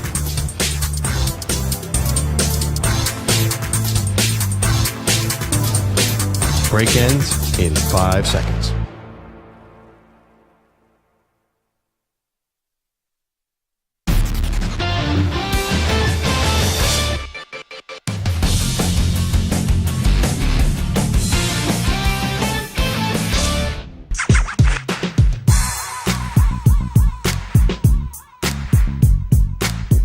You're listening to the Infinity Sports Network. Stu, I have a statement here from your new basketball coach. Oh, great. JJ Redick. Sources tell me Stu hasn't been on this show for 3 weeks because he was crying over the possibility of JJ Redick potentially becoming the head coach of the Los Angeles Lakers. I can't confirm nor deny if that was a factual statement. Might be that true. I just said. Might be true. Yeah. There are a lot of tears shed. When this was officially announced, well, actually, let me give you the statement first, because you need to hear this statement. I'm incredibly humbled to join the Los Angeles Lakers, one of the most iconic... That's already a lie because he's never humbled. Wow. Stu is on one today. I like it. I'm incredibly humbled to join the Los Angeles Lakers, one of the most iconic and successful sport franchises in the world, Redick said. This opportunity for me is all about service to the players, team, and organization. I want to express my utmost appreciation to Jeannie Buss, Rob Pelinka, and the entire Laker front office. My goal will focus on delivering championship-caliber basketball for Lakers fans everywhere, building on the tremendous history and legacy of the Lakers. I'm excited to surround myself with the veteran, innovative staff as we work relentlessly to develop individual players and maximize the team's potential. My family and I couldn't be more ecstatic for this new chapter in our lives and look forward to immersing ourselves in the vibrant Los Angeles community. So a few things here, since we haven't got to see it for a little bit. Number one, let's not bury the lead. We'll get to JJ Redick in a second. How about the Celtics winning the championship? Because I would say the two teams you hate the most are the Boston Red Sox and the Boston Celtics, right? Or is there some soccer thing that you developed this like phony hatred the last 3 or 4 years? If we eliminate the soccer, it's definitely Celtics and Red Sox, yes. Okay, and then who do you hate the most in soccer? And Manchester United. Okay, so you hate Manchester United, the Celtics, and the Red Sox. How would you label that right now, 1 to 3, the teams you hate the most, and the team that you hate the least? This is like what disease would you rather have? This is tough. Stu?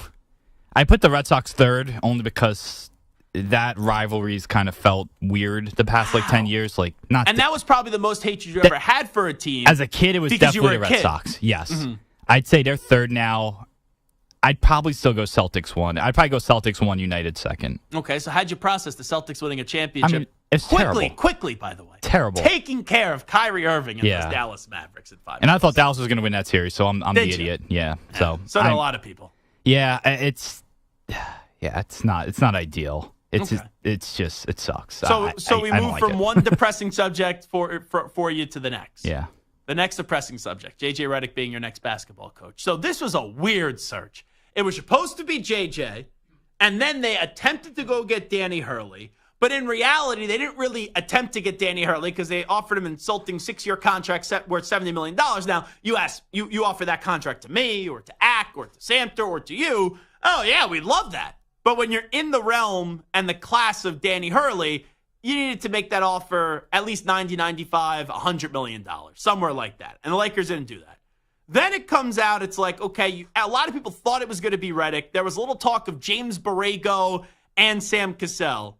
So when this gets announced that it is JJ Redick, knowing that your team botched the whole Dan Hurley situation, how'd you process that one? Yeah, and I don't even know if Hurley was like a home run in terms of you know how the college coaches don't always translate. Sure. So it wasn't But it would have at least been exciting, But right? it would have been exciting. I would have been You would have had some optimism. Yes. Now I have almost zero optimism because they're hiring a guy that has no experience, and it just doesn't – he doesn't come off as a guy that I think is going to be a successful coach. And he's going to be LeBron's puppet. It's just – I just don't think it's going to work. And I just don't even understand the direction of the team because you have LeBron who's going to play maybe 1, maybe 2 more years with the Lakers. Max. Yeah, 2 probably max. And then you're going to, I guess, build around a 30-something-year-old Anthony Davis who is not someone to build around. And they're drafting Bronny on Thursday. And they're drafting Bronny. They're probably going to trade Austin Reeves and try to get a better player like a Trae Young or something like that. It's not going to work. It's going to be a disaster. It's going to be great content for us, for the show. It's going to be amazing content, but for the team, it's going to come at the expense of your like positivity and like all your happiness. Yeah, the positivity is gone. That's for sure. I can't really have much to say positive about the higher order team right now. At their apex this season, what do you think the Lakers could be? Apex. Like, if I say to you the Lakers season goes as successful as you could actually in having some reality, go as successful as you think it could be this year, what do you believe that would be? 5 or 6 seed first round exit. Not even winning a series. There's too many good teams in the West. So I even said maybe they could win a series, like at the most. But it seems like they're in that play-in tournament. Yep. Right? Anywhere from 7 to 10, right? Probably. Maybe like somewhere in that, like they're a top 10 team in the West. You know, I'll give them that. I mean, I think they could even possibly, like you said, best case scenario, maybe they avoid it. Yeah, maybe they get like the 6th seed, so they just miss the play-in. Mm-hmm. But they're gonna run into either Denver or the Timberwolves or Dallas, even the Clippers if they bring back George. Who knows? But you know what the more like fascinating part to me is? Okay, you didn't want J.J. Redick. That's clear. Right. Who are they going to hire, though? And that, to me, is the more damaging part, that there wasn't, outside of Hurley, which, right, does potentially have his flaws with his style of going from college to the NBA, and how the NBA, it's like pat everybody on the ass now, and that's like one of the more demanding coaches that's around right now. It's like, who else are they going to get? That's the thing to me. It's almost like they should have just never even have got rid of Darvin Ham. But if Anthony Davis and Darvin Ham weren't seen eye to eye, you had to get rid of Darvin Ham. I still think they shouldn't have gotten rid of Frank Vogel. I think he got a raw deal 2 or 3 years ago, whatever that was now. They should have hired Ty Lue. That's the guy. Definitely. They would have just went to 4. Jason Kidd, when he was an assistant and linked to the job. So the only thing is with Kidd, that is now aged to be a poor decision by the Lakers. But at the time, I can't crush the Lakers for it. Because Jason Kidd was coming off a tenure in Milwaukee that was not all that special. They got better when he left. And then in Brooklyn, his most memorable moment in Brooklyn was when he told the player, whoever it was, to bump into him, had the water go all over the place. You know, Kidd was not in this spot that like now, he just gets to the NBA Finals. Oh, he's a great coach. For a while, everyone was like, who the heck is Jason Kidd's agent? He's got him linked to every one of these jobs, and he never gets them.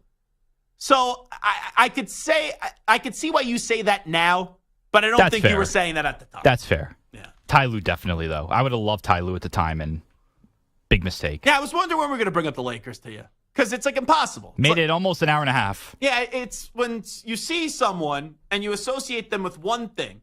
Today when I saw you, it was like, oh, great, Stu's back. But then also it was like, when are we going to bring up the Lakers? Because there's the Celtics avenue to that, and then there's also the angle of the whole J.J. Redick hire. I kind of hope your team is miserable this year. Because that, to me, is the fascinating part about the J.J. Redick hire.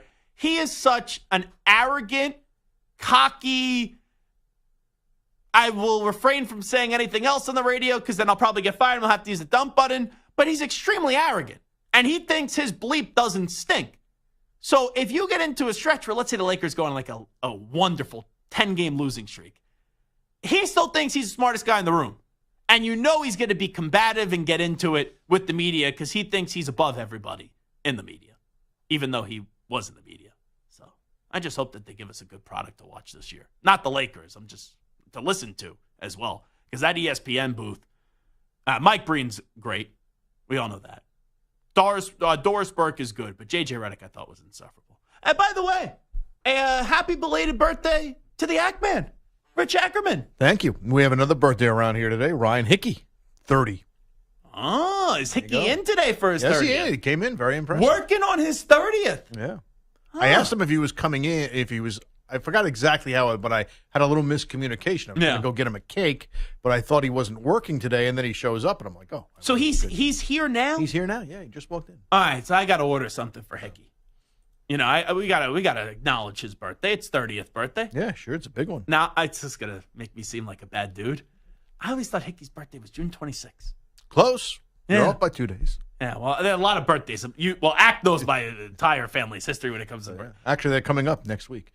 Well, I have 2. So there are 3, 4, 5 birthdays in our family this week. You have my Uncle Gary, whose birthday is on the 26th. Then my Uncle Dave, his birthday is on July 28th. And then on June 28th. And then on June 30th, my mom is a twin. So you have 2 birthdays there. Mm-hmm. And then my dad is 2 years older than my mom, but they share the same birthday of That's pretty June wild. 30th. I've always been fascinated by that for some reason. Yeah. I don't know why. Mm-hmm. I actually feel bad for my mom. Why is that? Because she's got to share it with her husband and her sister? No, and it's not because she married my dad. But, so, I'll say her age on the radio. She's not going to be happy with me. No, don't do that. But, no. So she's turning 63. Okay. But this is a big birthday for my dad. He's 65. So when when my mom turned 60 and my dad turned 62, it was like, oh, it's mom's birthday this year. Who gives a crap about dad? This year, it's kind of like, oh, dad's turning 65. And there's really nothing to really talk about with my mom turning 63. Well, you just gotta go that extra mile and make her feel good. Yeah, like I got my dad Springsteen tickets. There you go. And we went to the Did you show. Get me Springsteen tickets? I did not. I was looking for an invite to the ACCA Peter Luger if I got Bash. Springsteen tickets, that sweetens the pot. Let me tell you, there's some heavy hitters at that birthday bash of yours.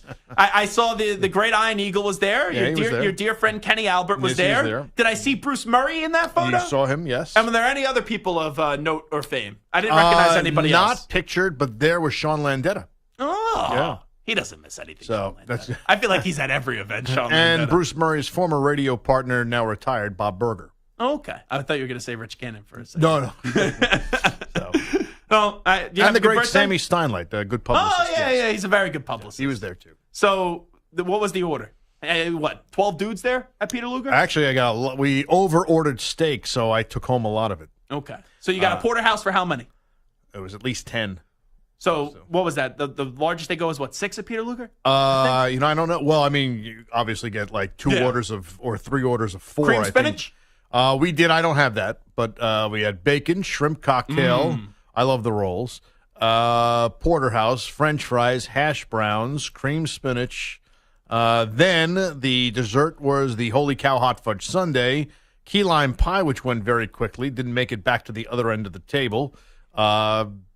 Apple strudel, and one more. Oh, the chocolate mousse. That's delicious. Yeah. And you were able to get up and make it into the studio all these days I didn't later. eat everything, but But the interesting thing, I mentioned this to Stu before, was Aaron Rodgers invited to bring the ayahuasca for everybody? No, okay. Definitely not. We wanted a drama-free dinner. Yeah. But in any event, how about LeGarrette Blunt? Did he bring anything? No, did he roll up anything for this did event? Not. So I had my chocolate coins that they give you upon your departure.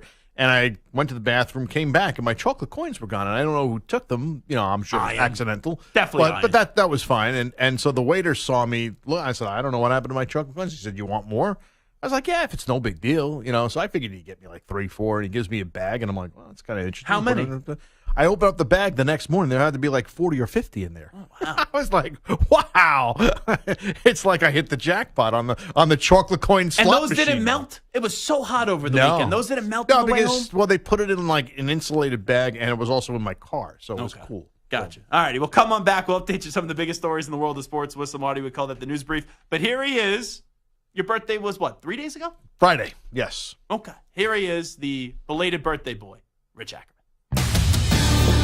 Infinity Sports Network Sports Flash. Kenny Atkinson made the Nets respectable, but wasn't able to stick around to see the rebuild through. He's ready to take over a more established team this time. The current Warriors assistant is reportedly going to be the next head coach of the Cavaliers, who made the playoffs this past year. The Toronto Raptors reportedly ready to make Scotty Barnes the highest paid player in team history, the 2022 Rookie of the Year, set to sign his rookie extension. 5 years, it could be worth as much as $270 million. Michael Penix signed his rookie deal with the Falcons. The 8th pick overall gets a 4-year deal worth just under $23 million. Summer is here. The NHL season finally ends tonight. Game 7 in Florida between the Panthers and the Oilers. The Panthers lost last year's final and trying to avoid an ignominious defeat. This time around, they were up 3-0, only to drop the next 3 games. The only time a team that has blown the lead and lost was back in 1942 when the Maple Leafs rallied to win. A win for the Oilers would make them the first team to win from being a Canadian team since 1993. They did have a 16-game winning streak earlier this year, so anything is possible. I'm Rich Ackerman. This is the Infinity Sports Network. Follow us on Instagram. Our handle is Infinity Sports Network. That's Infinity Sports Network to follow us on Instagram.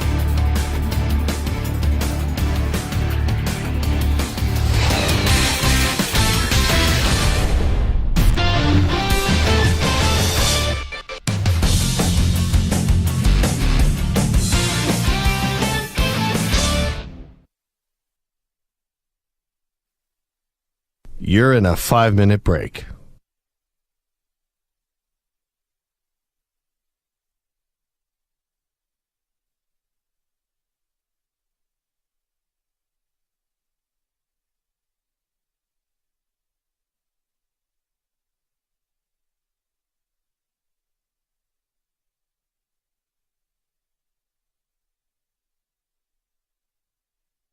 Four minutes, 30 seconds remaining.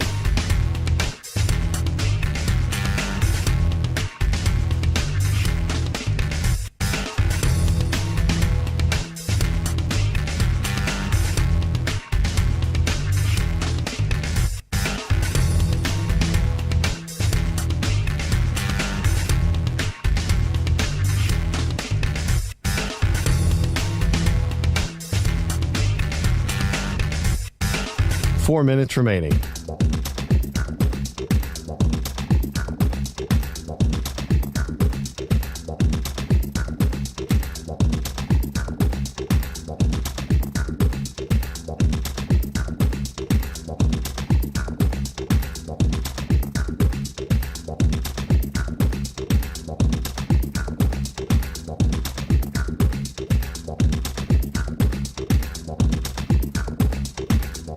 Three minutes, 30 seconds remaining.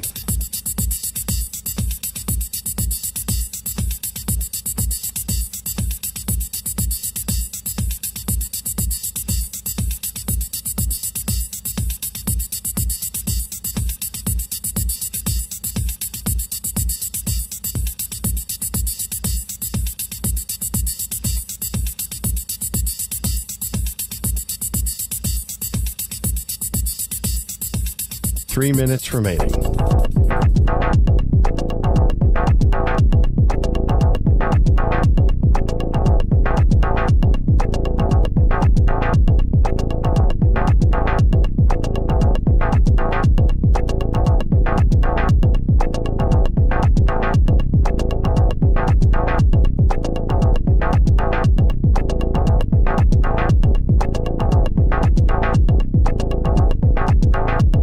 Two minutes, 30 seconds remaining.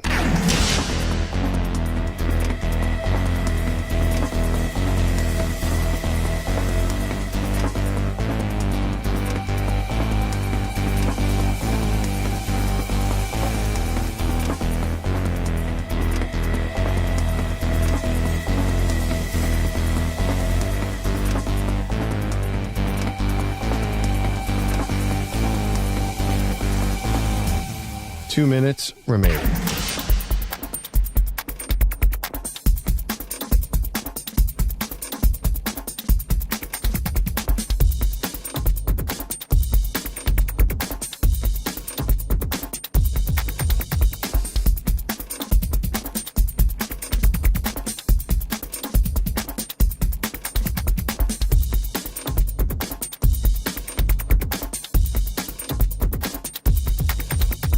One minute, 30 seconds remaining.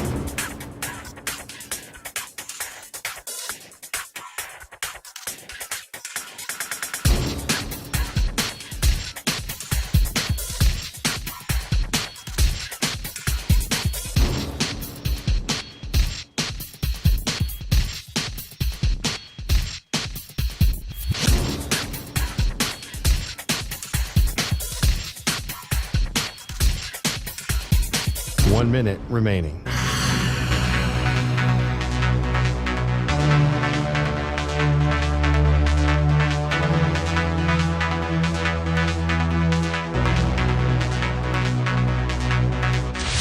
Five seconds remaining.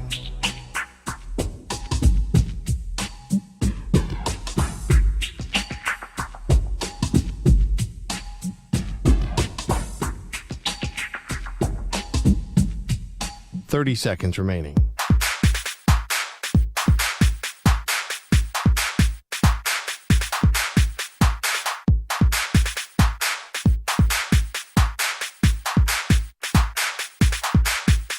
15 seconds.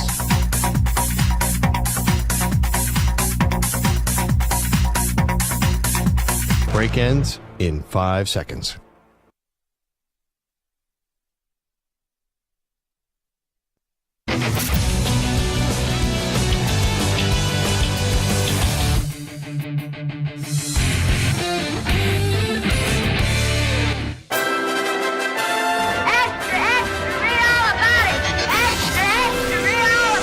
Time for your daily news brief. We get you caught up on the rumors, reports, and reconnaissance from the day in sports. All righty, this is Zach Gelb Show, Infinity Sports Network News Brief time. Here is Julian Edelman. He was on with the herd. Colin Cowherd on Aaron Rodgers missing mandatory minicamp. You know, I know a lot of people do things differently, but God forbid the New York Jets start 1-3 in the beginning of the season. This is going to be such a big distraction for that locker room because everyone's going to be talking about it. This is New York City. You know, this media. It's a media capital of the world. And you can't tell me, you know, I'm a big Aaron Rodgers fan, but if I was in that locker room and Aaron Rodgers wasn't there for 3 days on the mandatory minicamps, having played 4 snaps off of an injury when we have 2 new receivers, we got a bunch of new linemen that we added to the team with a CBA that doesn't allow us to practice a lot.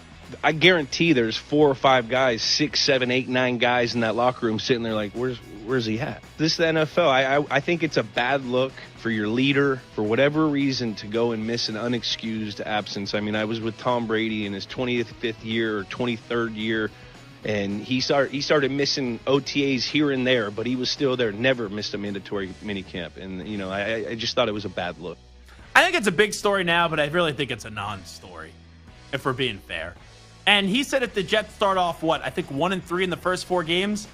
Santa, real quickly, entertain me, win-loss. Jets start the season off in Santa Clara going up against the 49ers. Win or loss? Big L. Then they're in Nashville the following week up against Tennessee. I'll give them a win for that one. Then they short week to the Swampster Jersey home opener up against the Patriots. That's a win. And then they are home once again up against the Denver Broncos. That's a win, dog. Right? Like, they're starting 3-1. And it wouldn't be crazy to say they start the year 4-0. You know, Rodgers coming back, emotional jolt in game 1. If you have the 49ers, I'd rather get the 49ers, who have one of the best rosters in the league, if not the best. I'd rather get them week 1 than in week 16 or 17 when they're really rolling. But that's part of the problem. If they start 2-2 or 1-3, panic is going to set in. With that schedule, they have to be at least 2-2, if not 3-1. Let's go to Jeremy Fowler. He was on to ESPN, and he was talking about the Raiders quarterback situation. O'Connell and Minshew in the spring went tit for tat, went after it. O'Connell probably has a slight edge right now based on coming into year 2 being more vocal. I'm told he's acting like a starting quarterback, and Devontae Adams loves him, which always helps, certainly, with the brownie points. But Minshew has come in, shown some moxie. He's already got the offense. He's changing plays at the line of scrimmage, I'm told. He's been good at the off-script stuff. So it would be not surprising at all if both quarterbacks got a start in a preseason game. Maybe they go O'Connell first game, Minshew the second game, depending on how the first couple weeks of camp go, and they'll get a legitimate chance. But we have ourselves a real battle in Las Vegas. You know, Stu, you have so many bad teams. I forgot the Raiders are even yours. They somehow made it into the show. The Raiders, of all things, make it into the show. I look up and I say to myself, why the heck does it look like Stu just has seen a ghost? So we had Tim Brown when you weren't here. We had Tim Brown on, and he kind of said he did.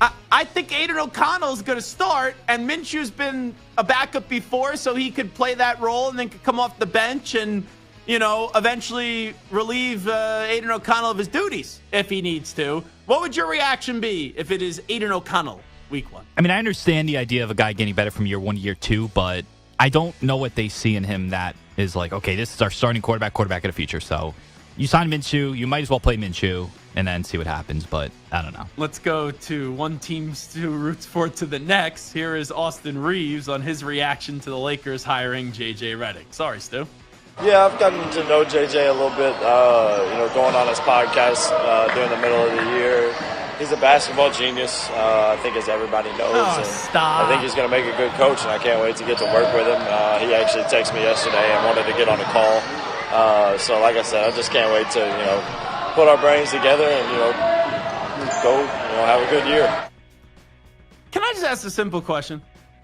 To be a basketball genius, you would think, right, you would have an NBA Finals trophy, Larry O'Brien trophy. Correct, Stu? Yes. You'd also think you would have won a championship in college, right? That would help for sure. Okay, but JJ, I'm not saying JJ Redick isn't a smart guy, but this idea that you just hired a genius of a coach, give me a break. Seriously, give me a break. Here is Angel Reese on her big play down the stretch versus Caitlin Clark's team, Indiana. I'm a dog. You can't teach that. I'm going to go out and do whatever it takes to win, and every single night. My teammates rely on my energy. So being able to continue the energy, even if we're down, even if we're up, that's what I do. And here is Angel Reese, once again, courtesy of ESPN, in a rivalry with Caitlin Clark. It's just good competition. I'm happy. I mean, they still got us. They got one up on us, so I'm just happy for the team, and I want to make it about us. I just want our team.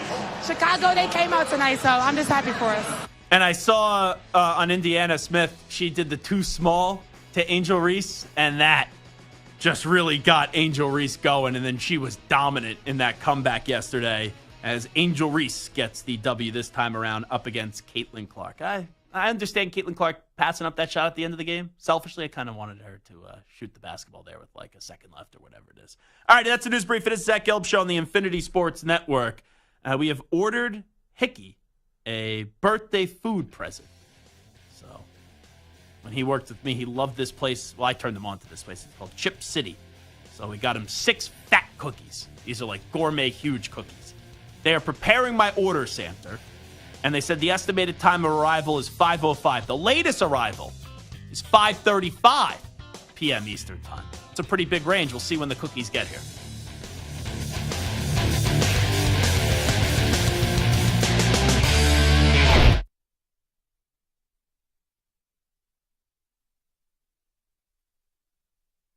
You're in a 5-minute break.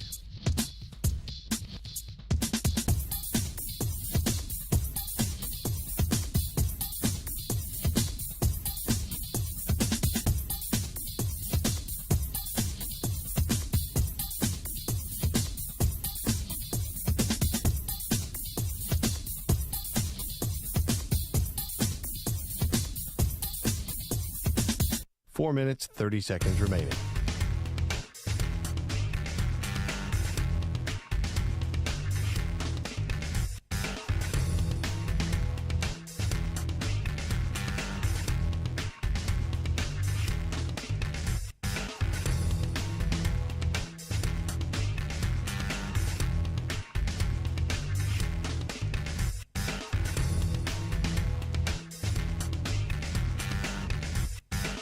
Four minutes remaining.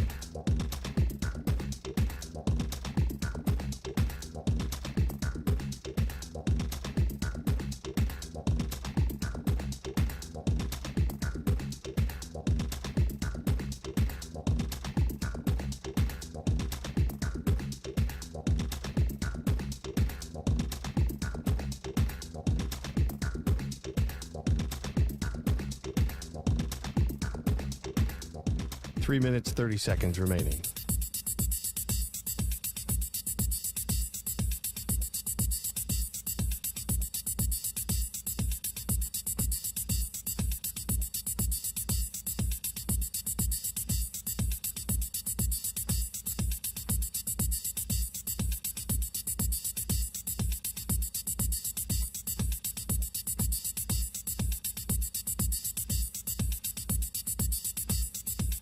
Three minutes remaining.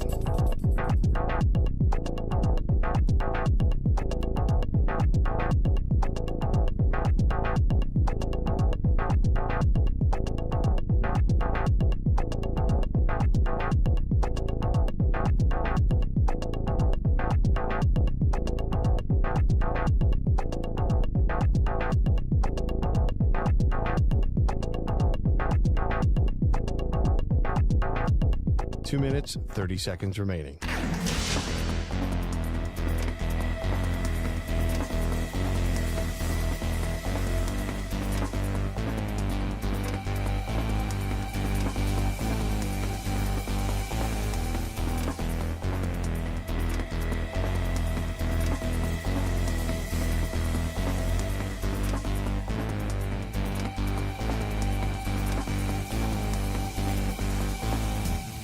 2 minutes remaining.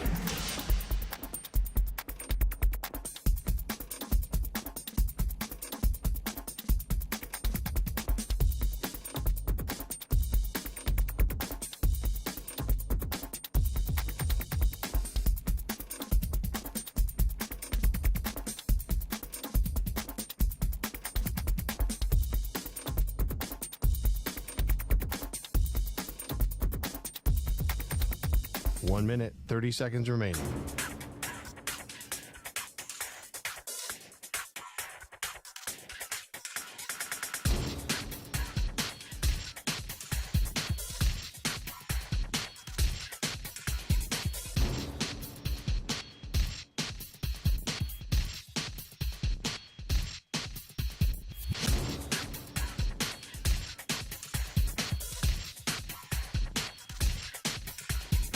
One minute remaining.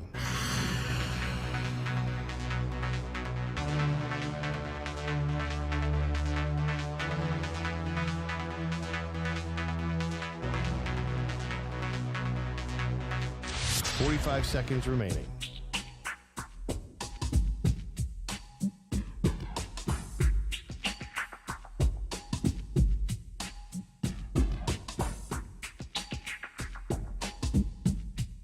Thirty seconds remaining.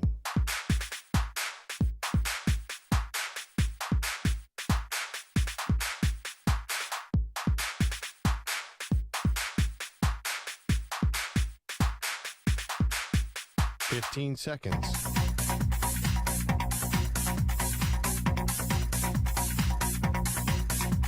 Break ends in 5 seconds.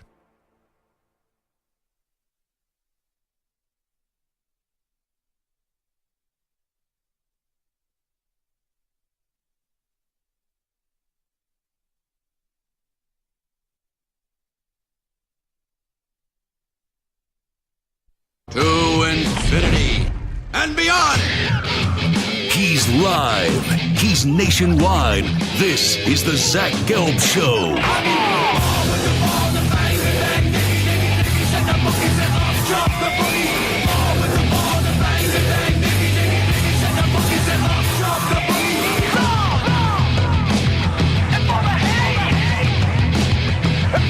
Here's your host, Zach Gelb. All righty, away we go. Hour number 3 of our radio program. That's right, it is the Zach Gelb Show on the Infinity Sports Network. It is Ryan Hickey's 30th birthday today. I just saw the Hickster in the newsroom. I feel bad for Ryan Hickey. First off, he's a professional. Shows up to work, right? Could be, hey, I'll take the day off. It's the 30th birthday. You go out, you have a good time. He shows up to work. I give him a lot of credit. But I see there's this big cake in the newsroom. And for like a naive moment I had for about like 20 seconds. I'm like, wow, Hickey's this good of a guy that they got him like a big cake in the newsroom. And then I see the great Howie Rose, who is the voice of the Mets and used to be the voice of the Islanders and had the famous also when he was the voice of the Rangers too, the Mato call. So I see Howie Rose. I'm like, oh, hey, how you doing, Howie? I go, oh, by the way, congratulations. And I forgot that they're celebrating 50 years of Howie Rose being involved in the New York media scene. And they're celebrating that down the hall. So there's this big cake in the newsroom for Howie Rose. And Howie Rose kind of upstaged the 30th birthday celebration of Hot Hickey. So, hot take Hickey. Hot Hickey. Wow. Jeez, sorry. Hot take Hickey. I forgot the take part in there. Happy birthday, Hickey. Some people in the YouTube chat, they think Hickey's hot with all that gel that he puts in his hair. I'll tell you that. They are always on Hickey for how much gel he puts in that hair of his. So we have ordered Hickey to make him feel better because he really looked down in the dumps.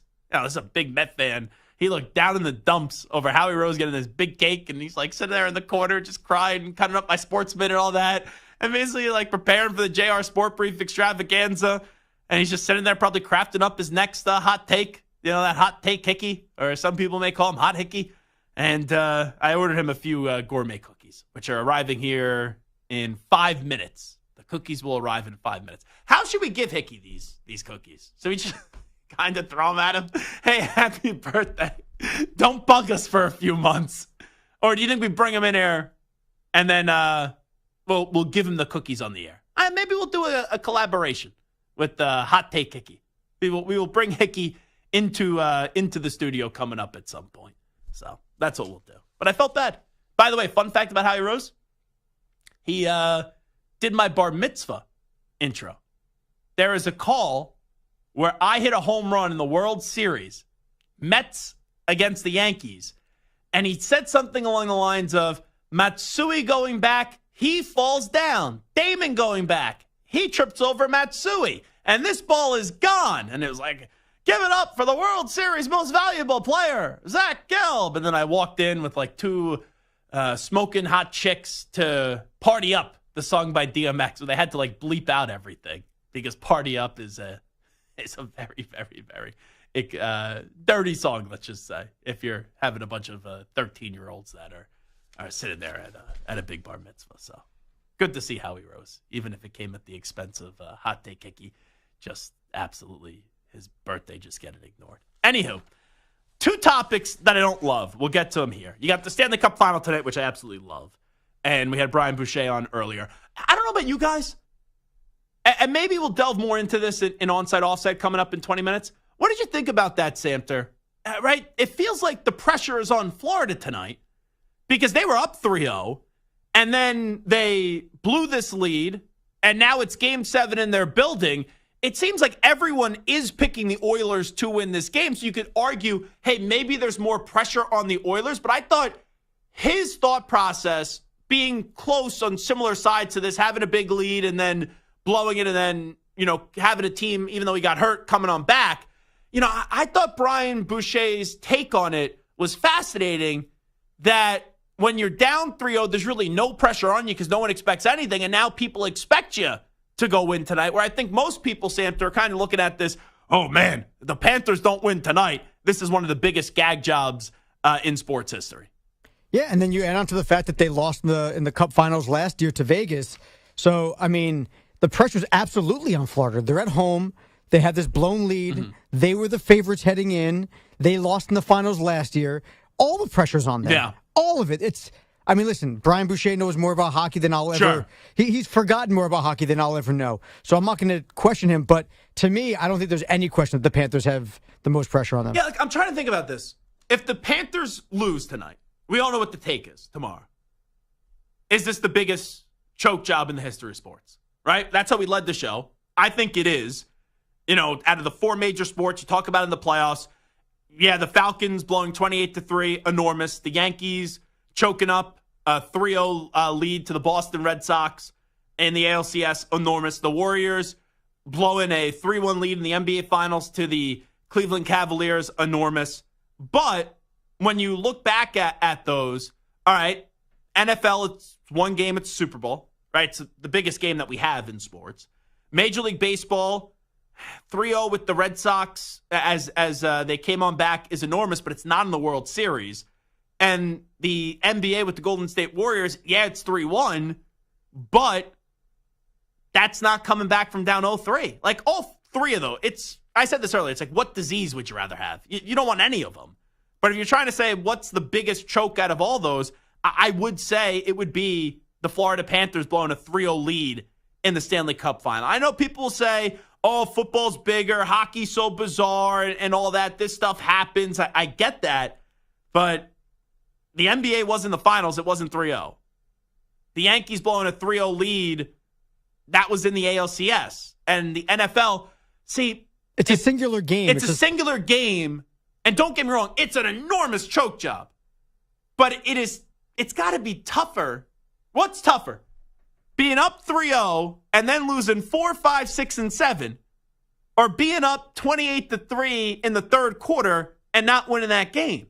It would be the equivalent of being up like 5-0 in game 7. You choked once, which is an enormous choke. The Panthers would be choking 4 times. You have 4 chances to go raise that Stanley Cup, and you can't do it. The one thing I'll say is Ack actually said it well. It doesn't feel like a choke per se. Oh, no, this is an enormous choke. In the sense of, it feels just like a collapse. I know it feels different, collapse versus choke, but Also, when you have Connor McDavid and Draisaitl. Well, that's the thing. You have McDavid. And you have Draisaitl. Yeah, you have McDavid and Draisaitl.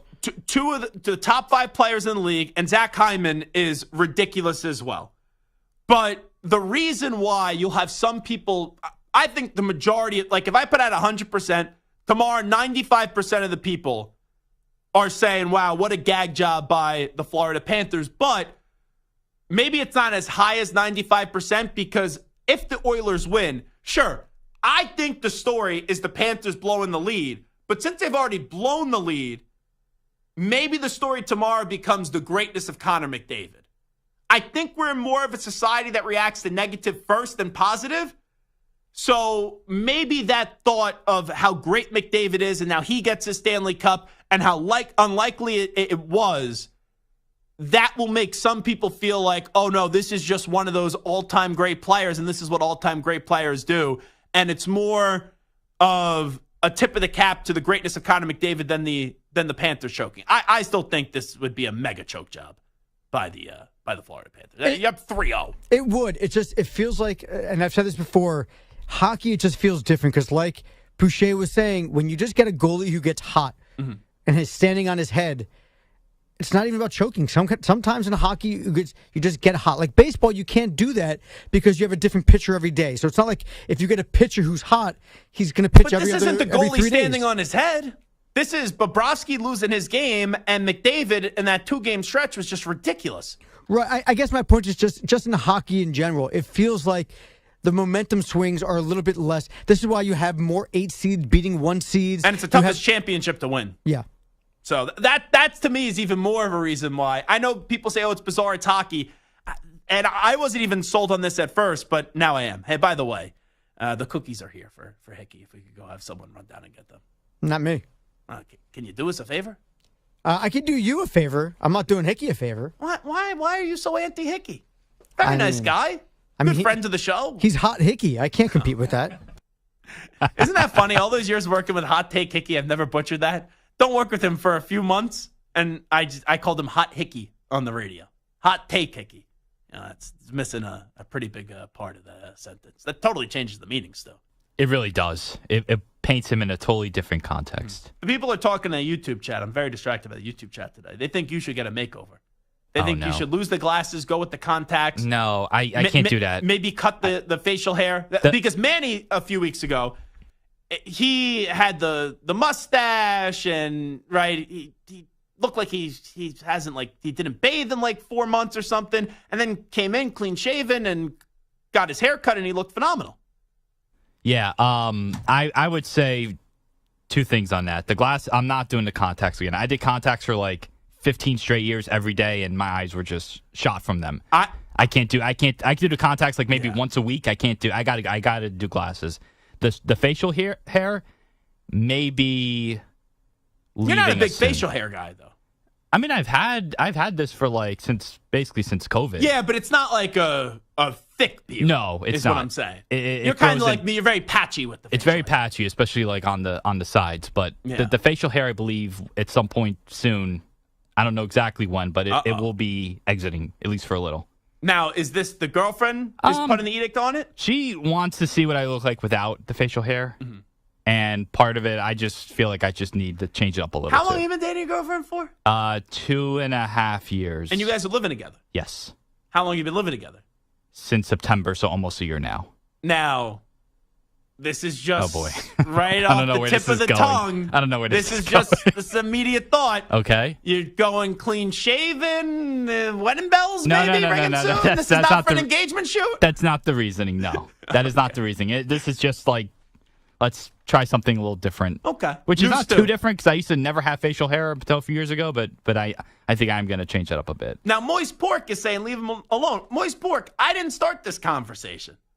These are people in the YouTube chat that were starting this conversation. We listened to the YouTube chat. So I'm just responding to the fine folks in the YouTube chat. I tried contacts once. Yeah. And it was when I was younger. I was in high school still. And I thought I put one of the contacts in my eye. And it did not get in my eye. It fell on my counter, but I thought it was in, my bathroom counter as a kid. So I was in like a 8:30 a.m., whatever first period was. and I was scratching my eye thinking that like the contact moved and I just couldn't see. And that was the last time I wore contacts. I was I was like a college basketball. I was one and done with contacts. Yeah, I would think about getting laser. I was about to LASIK, excuse me. I was about to get LASIK, and I was about to get an old job I worked at. It was like a promotion, like endorse this, and then I took a job somewhere else, and I tried to get it on my way out, but that didn't happen. Are we talking about the same place? Yes. Okay. I remember I remember that was a big thing there. That was one of the sponsors, if you will. Judging by the quality of the radio station, the lack of it, probably better that I did not get the surgery there. You might be blind. Probably would have been some Fugazi surgery or something like that. Yeah, I could have been blind. Anywho, I want to get into this. NCAA tournament or college football playoff expansion. Which one ruins their sport more? So it's been long talked about that the NCAA is going to expand from 68. They're going to expand once again. And there was a report in March from The Athletic saying it was going to be 72 or 76 teams. And that has now been talked a lot about recently. And people say it's not a matter of if there's going to be expansion, it's just going to be when. So, Stu, this is the way that I look at it. We know college football is expanding their playoff from 4 to 12. Going from 4 to 12 is just way too much. I could argue that it should stay at 4. If you say they need to expand, okay, 6 or 8 would have been fine. But the regular season right now in college football is awesome. Like, the NBA regular season product sucks. I love hockey, and I think it's a great product, but not enough people care about hockey in the regular season. A lot of people just parachute in. Major League Baseball, there's too many games.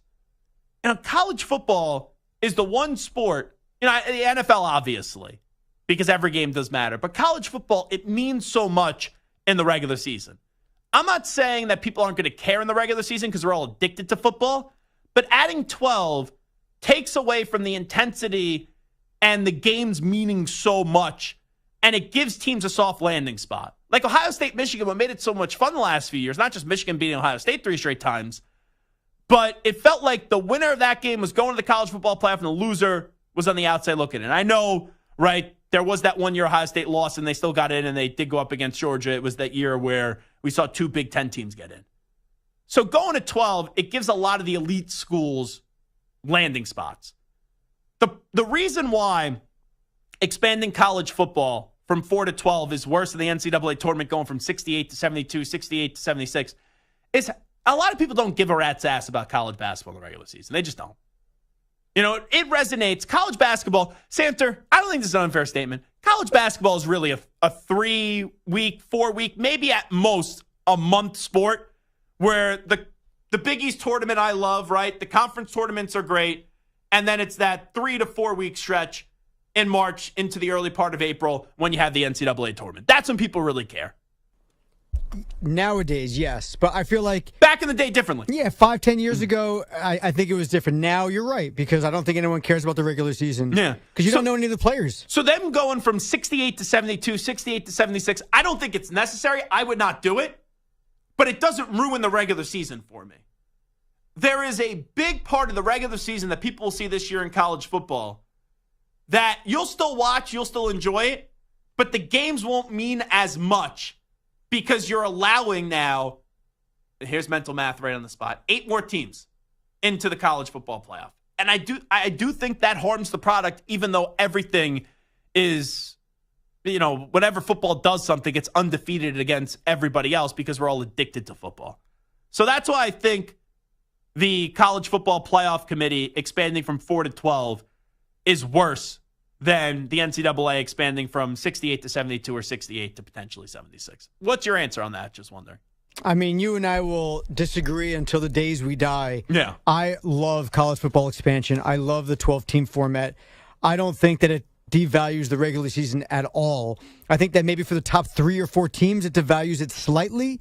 But for the other 20, 25 teams who have a chance to get into that top 12 throughout the season, it makes it so much more interesting. If you're ranked number 15 in the country and you have no chance of getting into the college football playoff with 4 teams, now you have a chance. It makes every other team outside of those 3 or 4 teams matter, and it makes you care. It's the same thing with expanded playoffs in baseball.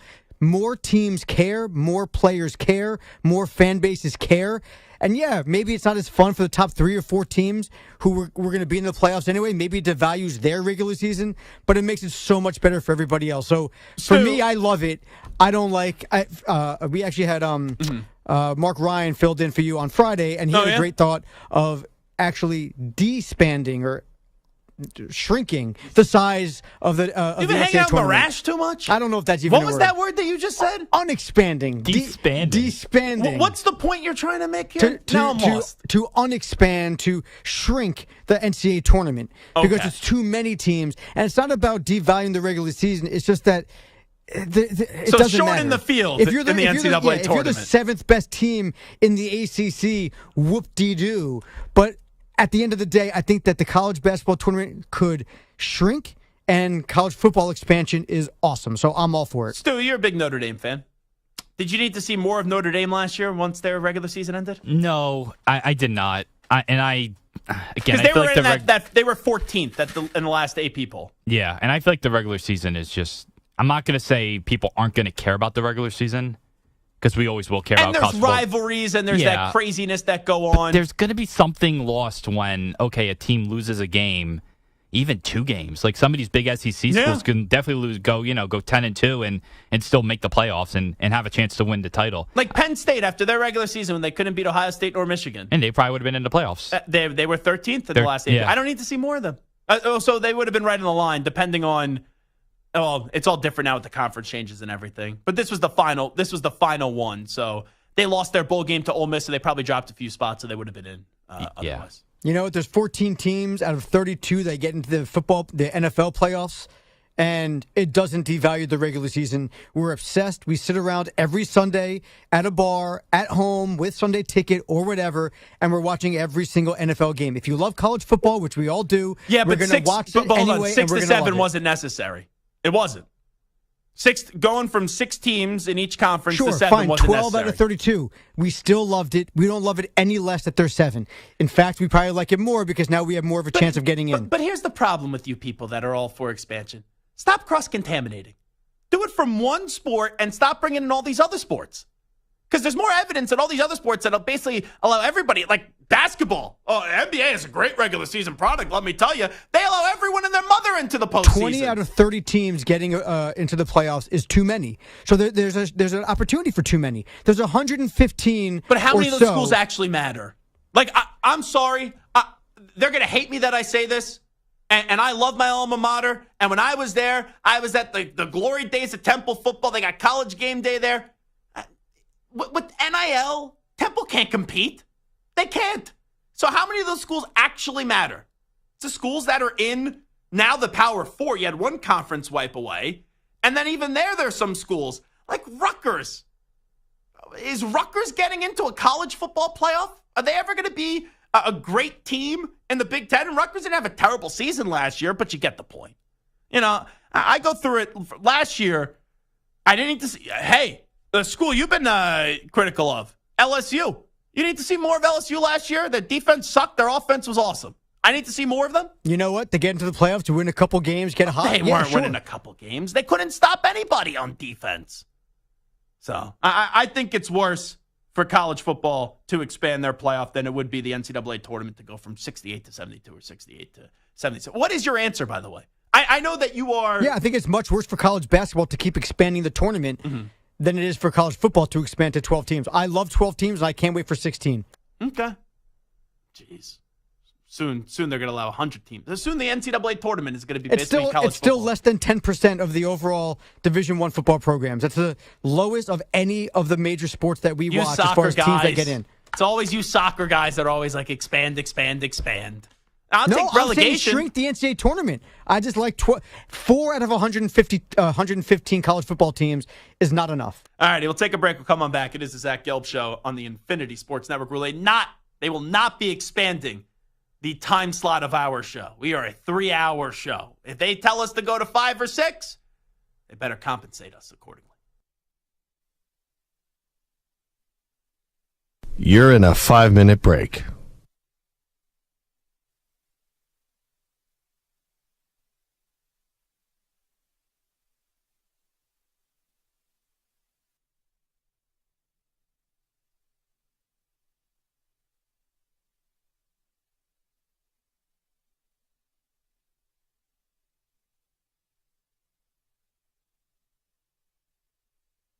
4 minutes, 30 seconds remaining.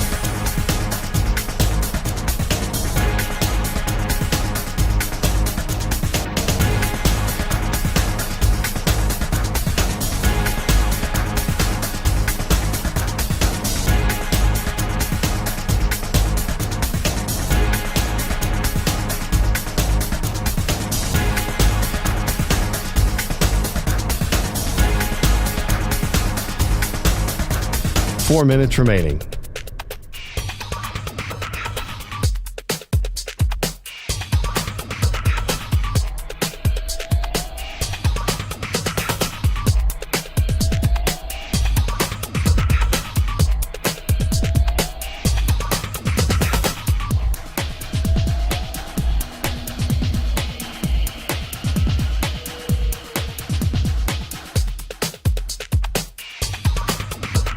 Three minutes, 30 seconds remaining.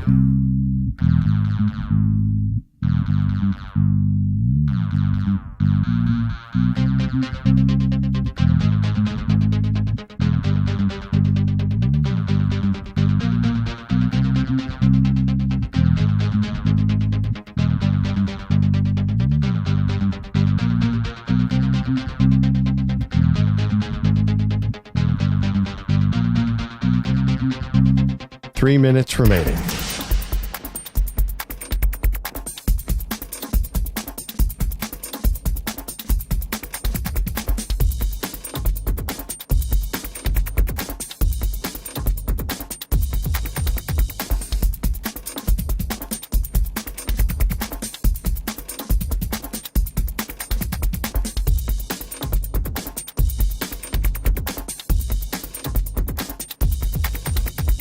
Two minutes, 30 seconds remaining.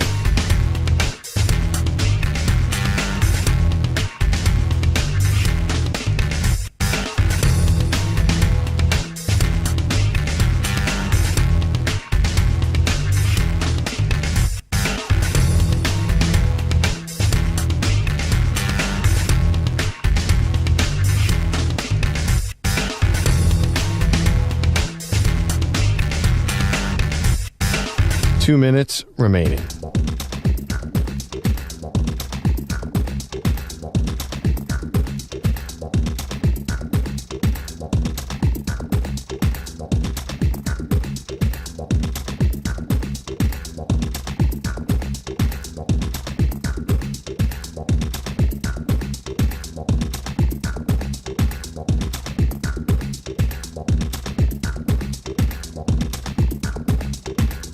One minute, 30 seconds remaining.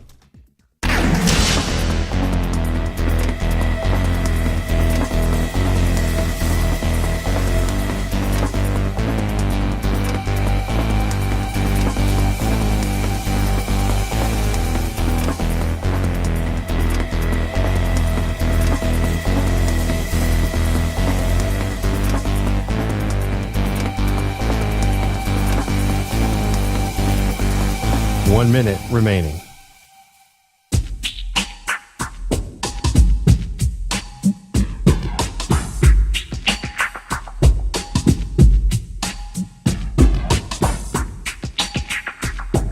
.45 seconds remaining.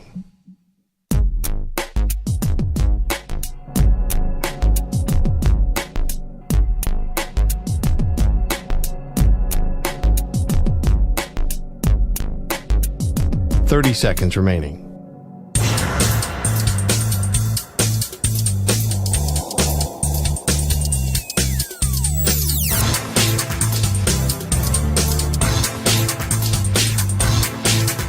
.15 seconds.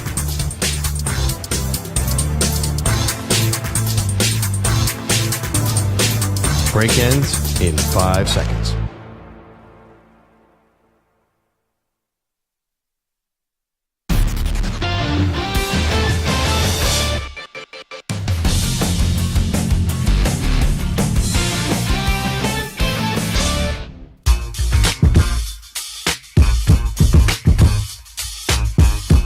Listening to the Infinity Sports Network.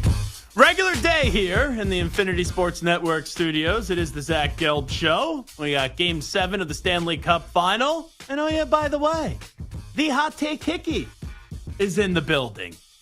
And it's his birthday. His 30th birthday. A big milestone. Turn on your microphone because, Stu's just getting used to the settings once again after being out of here for 3 weeks. And I'm just accustomed to whenever we have someone in that chair, whoever was filling in for him just didn't know how to turn on the microphone. So I was just not feeling great there in a moment. But a happy birthday to Hot Take Hickey. How are you? Thank you, Z-Man. I appreciate that. Thank you, sir. Now, I'm not going to lie. I know you're not look at me kind of guy. I'm a little surprised. Big 30th birthday. You have all these off days. Some may even say unlimited. And I wish. And maybe one day. You didn't take today off. It's a Monday. What am I going to do? It's a 30th birthday. You, Lolly, go get a good dinner or something like that, and then go have some fun.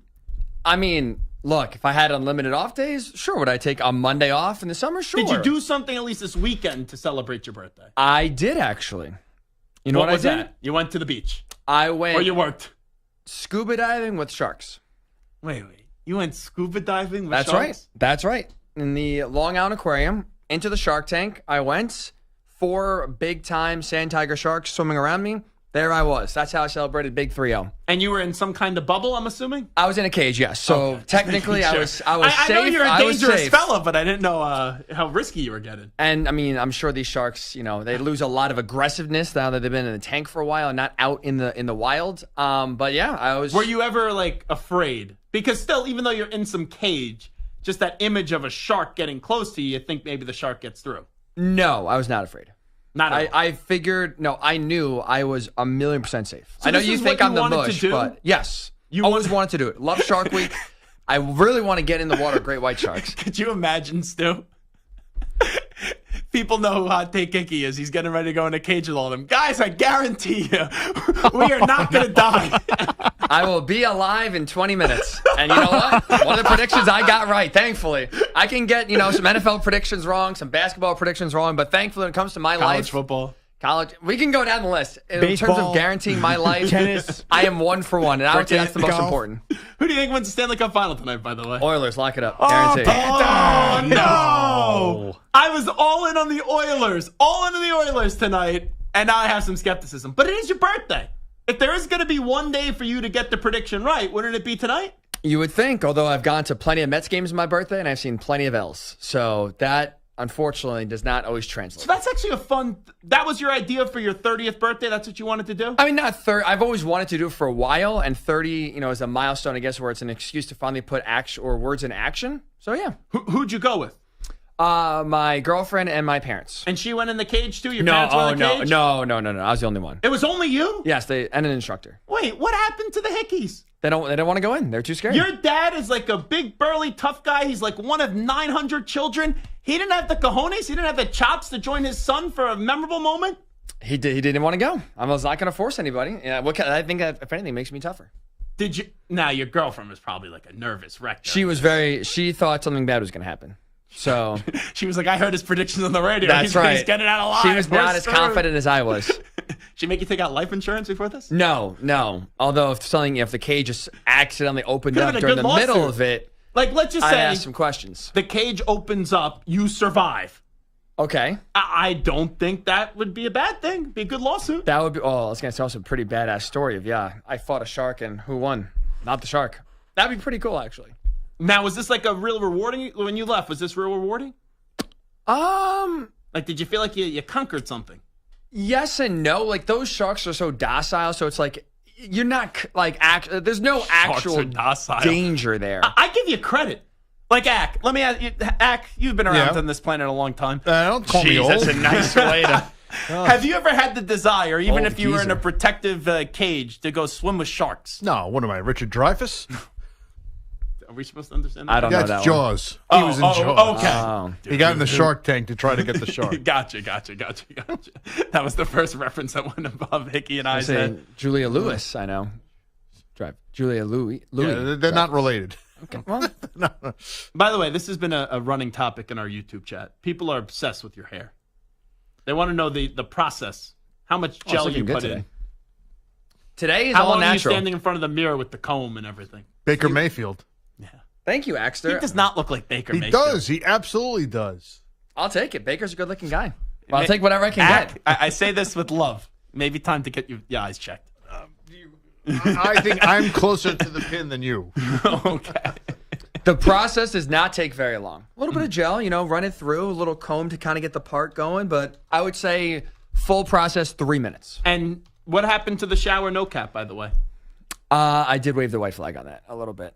Okay. So you stopped with the segments in the shower. Well, I like to take a long shower to begin with. That's what it's called, shower no cap? That's what it was, yes. And then I realized that when I would record these videos, shockingly, I would not get them on the first try for the most part. So I try to, do second, third, fourth, fifth, sixth takes, and I'd be in there a long time. Okay. So I try to save some time and save the planet by saving some water. By the way, Hickey revealed this to me when he first started this segment. He was once brushing his teeth in the shower, and he says he brushes his teeth in the shower all the time. Every Stu, time. Do you brush your teeth in the shower? I don't think I've ever brushed my teeth in the shower. Samter, do you brush your teeth in the shower? I mean, it's the dumbest thing I've ever heard anyone say in my life, so no. It's his birthday. You guys are missing out. I feel bad for you. And Ack, I'm assuming there's no way That's you brush the your teeth first in the time shower. I've ever heard of that. But, Wait, Yeah. how? but I'm okay What? with it. Like, if that's what you want to do, that's fine. I don't have any Yeah. issue with that. It's just I found that odd. Yeah. Why? You just spit on the floor? You I don't mean, have to worry Kramer about that. used to, It's like, a good thing cook I don't dinner. live with you. Kramer used to cook and prepare dinner. That's right. In the shower. I'm not cooking in the shower. I'm not washing my vegetables in the shower. I'm I just will brushing be my honest, teeth. you do a lot of weird things in the shower. You do podcasts in the shower. That's right. You brush your teeth in the shower. Can I ask a question? Sure. You said you spit in the shower? Of course. Sound like Hawk Tua? How does your girlfriend I'm feel surprised about you that? both know what that is, by the way. They don't call him Samter hot hickey for especially. nothing. I'm shocked you know that You know one. what? That's why we get along. Let me tell you, everyone knows about the Hawk Tua girl. I'm on the golf course yesterday. I'm playing golf with my best friend and his father, and my dad joined as well. The two old geezers knew about this social media trend that quickly. I think there's no person right now that doesn't know about it. It's a phenomenon. People were yelling on the golf course yesterday. You hit a big shot. Someone was like, Hawk Tua. It is. There are things that unite us in this country. Mm-hmm. This is one of them. You want to know what our old boss is doing right now, Spike Eskin? Sure. Here's his poll question for his popular radio show in Philadelphia on Sports Radio 94 WIP. You wake up one morning and your 24-year-old daughter is famous for one thing or the other. Oh, Which would you prefer? That's Hawk a Tua great girl question. or the 24-year-old that's dating Bill Belichick? That's a great question. Dating Belichick. You know she's dating a multimillionaire, and if she marries him, you guys are going to be set for life. 24-72. That's a big, big age. Whatever. It's her choice, and then you got like a whole family set for life. Okay. Hot Tua girl, what does she get out of it? I think A she got meme. fired from her job. There or you something go. Like that. I think she's like a teacher. I don't know if that's true or not, but I saw that don't on one know of the if gossip that's blogs. So Samter says Belichick. You rather want your daughter to date Belichick. 100%. 24-72. And then I get to hang out with Belichick at Thanksgiving. Oh, Oh, that's yeah. awesome. You don't shut up. He doesn't like to talk. That would be great, let me tell you. I think Belichick talks a lot more, and he's a lot more personable in his like personal life than he is on the field. potato pie. All righty. Just pass those sweet potatoes. That's what he Shut calls his your girlfriend, mouth. sweet potato pie. Oh, Jeez. That doesn't sound right. chills. Stu, who'd you rather be? Not the Or have Belichick. your daughter be? No. They can't date Belichick. Okay. That's no. Hickey? I'm with Stu, actually. I think I'd rather be the Hawk Tua girl. Hawk Tua girl's dad. Because you know why? You know, it's actually a discussion we talked about. Remember In the last speech there? year with the guy who's drinking the beer through the hot dog? Oh, yeah. You thought that was like the biggest deal in the world. I Right. told you it wasn't. And I It will will eventually say, go away. I mean, was that last year? I I can't think remember. it was 2 years ago. I will say at this point, I forgot about that guy, and he's out of sight, out of mind for, he was in this news cycle for a lot and then just went away. This girl is going to go away very fast. And she has a history of dating older guys. Right, so that's the thing. She's dating Belichick now. She Yeah, has like what, some a 64-year-old. right, who's coming to her defense. So Ack, you when- were dating this girl? Oh, jeez. Sorry. What's the poll question say? What's the results? I'm Ack, curious now. do you know about the Hawk Tua girl? No. Okay, we'll show you during the break. But I'd take her over the other one. Okay. Because you know that relationship's ending. Most likely. That's not lasting. 66.1% would prefer their daughter being the Hawk Tua girl than dating Bill Belichick. Well, hold on. This relationship's been going on for a little bit. I mean, we saw him sneaking out of her house last year, so it's been going on for at least a year. Yeah. Something. And they bonded over their philosophy project. You believe that too, right? I mean, I don't care how they bonded. They bonded. All right, anyway, Hickey, we got your birthday present. I knew it. I knew there was some sort of catch here. Hickey Hickey thinks This is I too always good to be get him true. bad gifts. So I did once get you the first ever Matt Ryan 28-3 Colts shirt when you That's signed the right. quarterback that Thank choked you. up a 28-3 lead in the Super Bowl. I then got you. Didn't I get your Quentin Nelson jersey? That I don't remember that. That might have been a Christmas gift. Okay, I got you that. I got you an Anthony Richardson t-shirt. Yes, that was very nice. I still have that. Thank you, sir. Very comfortable. And do you think this is a good gift or Well, you're leaving out a gift. What was the other gift? A Russell Wilson Broncos jersey after the prediction because I said they're going to the Super Bowl and it said Nathaniel Hackett got fired. There's that Hickey magic right there. That is true. I did get him a very nice, it was like a dry fit Russell Wilson jersey. They don't call him Hot Hickey for nothing. Sure, that was 70% off. I misspoke earlier. I heard. Hopefully that was clips, Stu. Keep that one. You guys play that or give it to Hickey? Well, we find the new producers. I'll tell you that. Oops. Oh, you already gave it to him? That quickly? Okay, that's fine. Do you think this is a good gift or a bad gift? Bad gift. Really? Bad gift. It's your 30th birthday. I just don't know what it could be because we're Mets fans and Rangers fans, so it's not going to go there. It's definitely, you know what it is? It's definitely some sort of On the line with us right now. It's definitely some sort of Penn State. On the line with us right now is the head football coach of the Penn State Nittany Lions to wish Hot Take Hickey a happy 30th birthday. Stu, cue him up. It's James Franklin. Coach, how are you? Sorry. Did you actually think it was James Franklin? No. No. I thought it was going to Alrighty. be some sort of drop of you suck, Ryan, Ryan, and then like I hate you, something like that. It's definitely like a Penn State second place. Penn State can't beat Michigan. Penn State can't beat Ohio State. Can't win the big game T-shirt with all the years of the losses. Let's come on. This is Well, where I it's give going. credit to Ack. I give credit to Ack. Ack walks in. He's the czar of birthdays here. And he goes, oh, it's Hickey's birthday today. And I go, oh, I always thought his birthday was on the 26th. So it wasn't anything planned. But we got you, since Howie Rose upstaged your 30th birthday with him celebrating 50 years of being on the air in New York. We got you from Chip City, a huge 6-pack of chocolate chip cookies. We also got you, what else are these cookies that I got you? Chocolate chip cookies, white chocolate macadamia cookie, and 2 triple chocolate cookies as well. And those are fat-heavy cookies. Can I open this? Because I don't believe it. Mm-hmm. All right. What do you need, that rocks in there? There's either rocks. Here comes the protesters from the Travelers. Wow. Mom, Vanna, This wipe is- that off, Hot Hickey. Go ahead. Look, wow. Come on, a Thank little you. bit in. Come on, let's get the credit here. We got to get the credit here on the gift that Ack and Stu and Thank you, Samter Z and man. Thank you, gotcha. Samter, Stu. Wow, this is. Can you take a bite on the air? I feel like a jerk. Oh, he's Not going- that one.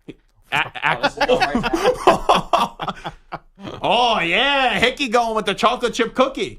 How do you rate that cookie out of 10? Ooh. These are good cookies, but not as good as what the guy Jameson once sent us, right? You're right. Those were gourmet. I would say like 8 out of 10. It's solid. Okay. Pretty Very good. solid chocolate chip cookie. Thank you. Wow. I am surprised. And now I do feel like a jerk. He thinks we're a bunch of bad guys here. That's right. I do. I did pay one of the sharks to try to eat you over the weekend. Didn't listen. I figured there's one that kept coming very close and kept trying to, eye me down. I figured he was up to something. All righty. Well, happy birthday. Oh, thank you, Z-Man. Stu, And, Samter. I told him not to make me any part of this. Oh, yeah. that makes Samter sense. was All being right, a jerk. I think Redact that one. Samter's jealous that we get along, and now he's the producer, so I think he just hates you naturally. Yeah, you got me nothing for my birthday. What are you talking about? Ooh, tensions. When's your birthday?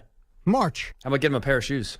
We were working together for like 8 months. I took you out for 2 dinners, you rat bastard. I once got you a razor. You never used it. 10 years old. Get him, Mac. Wow. I guess, he has trouble shaving. He's got a very thick beard. I got him the best razor you can get. And he's still using you being serious? Yeah, I'm being Oh, serious. I thought you were just making a joke. Wow. Have you used that thing? Is it still in the plastic? No, I have it, but no, I have not used There it. you go. Wow. I think I gave that to you 10 years ago. Yeah, I have to use a special formulated shaving cream and a special razor because I have very. All righty, let's get the latest update in with the Ackman, Rich Ackerman.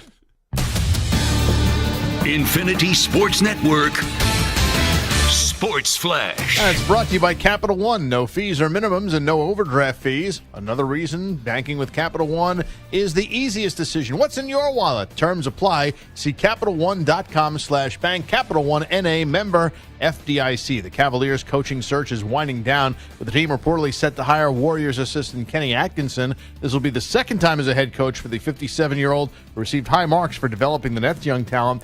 in his previous stint as a head man. The Raptors set to make a splash with Scotty Barnes, the focal point of their team. The former fourth pick overall is reportedly ready to sign a 5-year extension that could bring him as much as $270 million. Michael Penix signs his rookie deal, 4 years, just under $23 million. The NHL season comes down to a Game 7 tonight in Florida. The Panthers host the Oilers. Florida looking for its first ever Stanley Cup, while the Oilers trying to become the first team since 1942 to overcome a 3-0 series deficit to win, and no Canadian team has won since 1993. The Oilers' last cup was 1990. I'm Rich Ackerman. This is the Infinity Sports Network. Follow us on X. Our handle is INF Sports Network. That's INF Sports Network on X.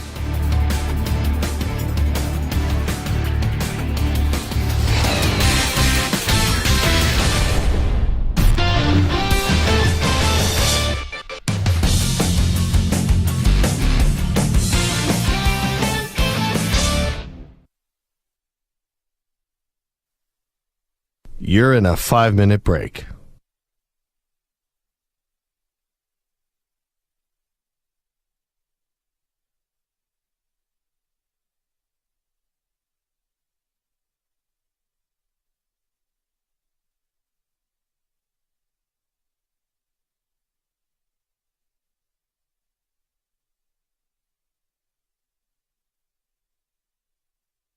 Four minutes, 30 seconds remaining.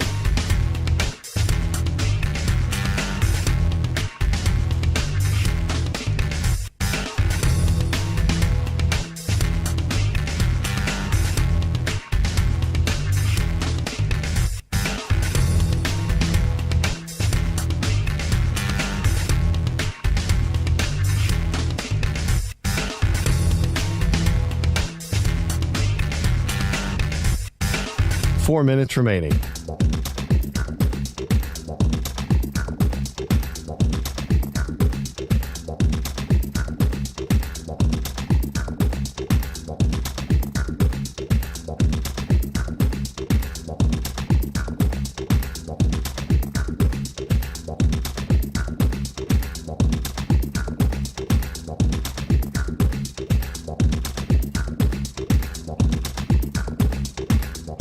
Three minutes, 30 seconds remaining.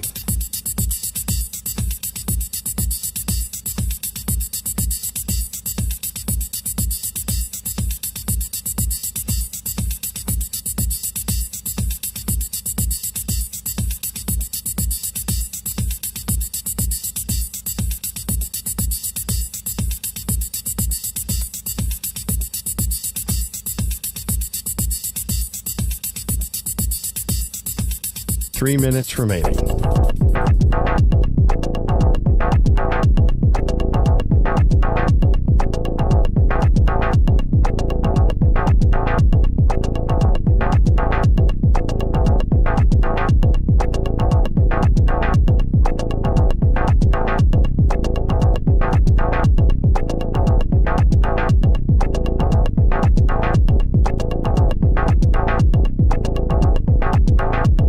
Two minutes, 30 seconds remaining.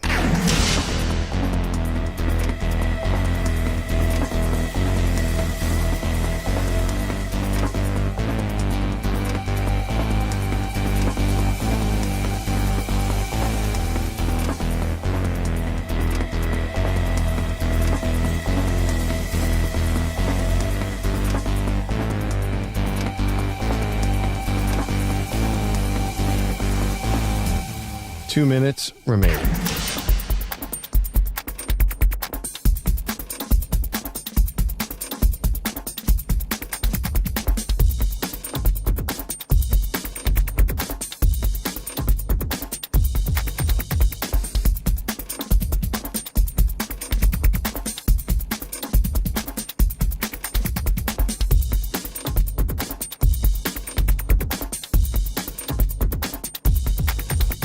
One minute, 30 seconds remaining.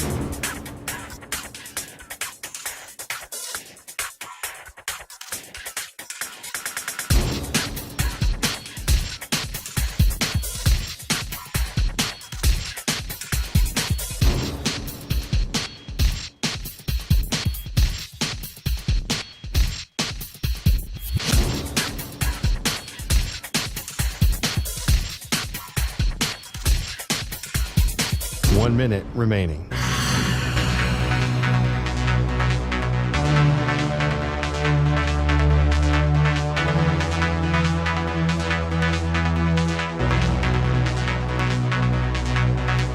"45 seconds remaining.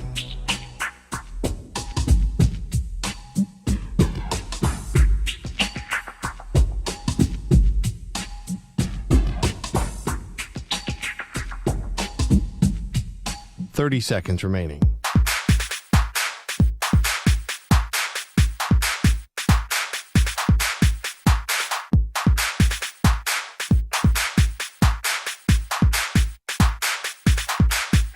"15 seconds.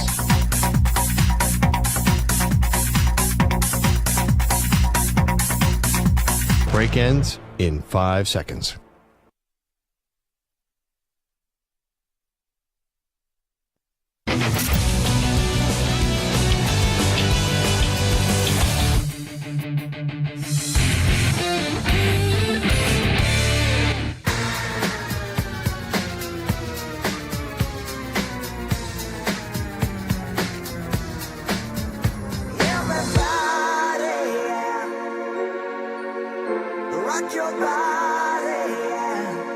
Hey, this is Howie. And this is Nick. From the Backstreet Boys. And you're listening to the Zach Gelb Show. And guess what? Zach is back. All right. He's live. He's nationwide. This is the Zach Gelb Show. It's time to answer Ask the Pros question of the day. It's brought to you by O'Reilly Auto Parts. Mark in South Florida says, Zach, who will win the Stanley Cup final tonight? You can submit a question by tweeting at INF Sportsnet or at Zach Gelb using the hashtag #AskThePros. Think O'Reilly Auto Parts for all your car care needs. Get guaranteed low prices and excellent customer service from the professional parts people at O'Reilly Auto Parts. O'Reilly Auto Parts. I like the Oilers to win tonight. I'm not as confident as I was about 10 to 15 minutes ago when I hear Hickey say that he guarantees the Oilers are going to win. I love how everyone in unison was like, oh, no. Because we all think the Oilers, I think, are going to win tonight. Brian Boucher, who joined us earlier, said, I think everyone but Paul Bissonnette believes that the Oilers are going to win tonight. So I will take the Edmonton Oilers. There is part of me, though, that I want to bet the Panthers, because usually when everyone's on one team to win, the other team ends up winning. But I just think Connor McDavid is about to join the likes of Tom Brady in that 28-3 comeback, Ortiz in the 0-4 Red Sox comeback, and obviously LeBron James, what he did in that 3-1 comeback up against the Golden State Warriors for the Cleveland Cavaliers. So JJ Redick, we're going to blow off onside offside today. Sorry about that. We just didn't have enough time. We got sidetracked with Hickey and his birthday. But Connor McDavid, I have the hockey in my mind. JJ Redick, not Connor McDavid. JJ Redick got introduced at his press conference today to be the Lakers coach. I saw someone asked about the outside noise, and he said, I don't really give a bleep. So I can't wait to watch this. On a scale of 1 to douche, how douchey will J.J. Redick be? Oh, I can't wait to hear this press conference. Samter says he has some sound. Well, what's the origins of this sound like? What's the question? They asked him basically if it upset him or if it concerned him when the team started going after Dan Hurley. Okay. And the whole pursuit of Dan Hurley. All right, let's listen up. I was getting ready to call Game 1 of the NBA Finals when the Dan Hurley news broke, and Rob was quick to call me. We had a great conversation during that whole 4-day period. Like, at no point was my ego or feelings hurt or bruised in any way. Stop. Dan Hurley is a 2-time national champion at UConn. I am a 2-time 55 Swiss League champion in the 3rd and 4th grade division. It's a good line. Like, I understood. I understood. You know what? I don't believe a single word he's saying, because I think it's easier to say that when you get the job and the other guy says no. But that's a good line by J.J. Redick. I'm not saying he's won me over. I can't stand the guy's guts. But that's a pretty good line by J.J. Redick. So, do we have anything else from this J.J. Redick press conference? If not, we'll play more of it tomorrow. But what was the Ryan Clark? I saw this today.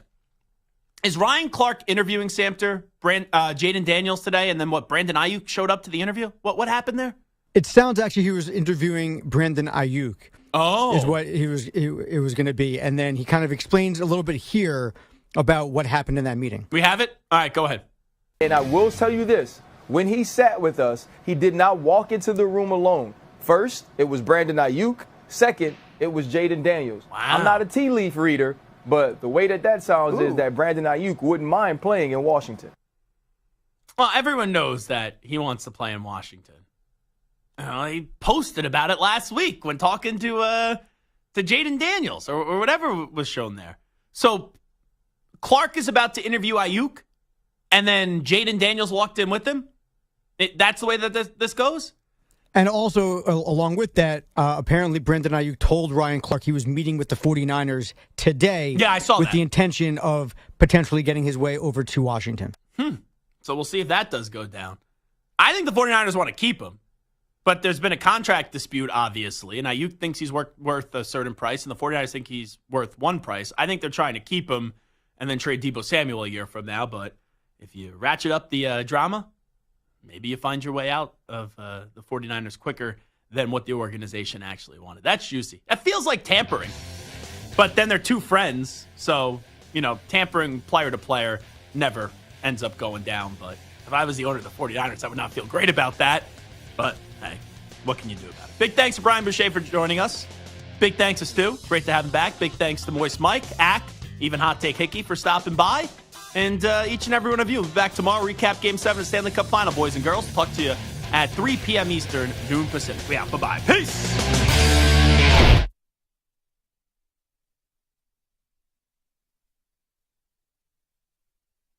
You're in a 5-minute break.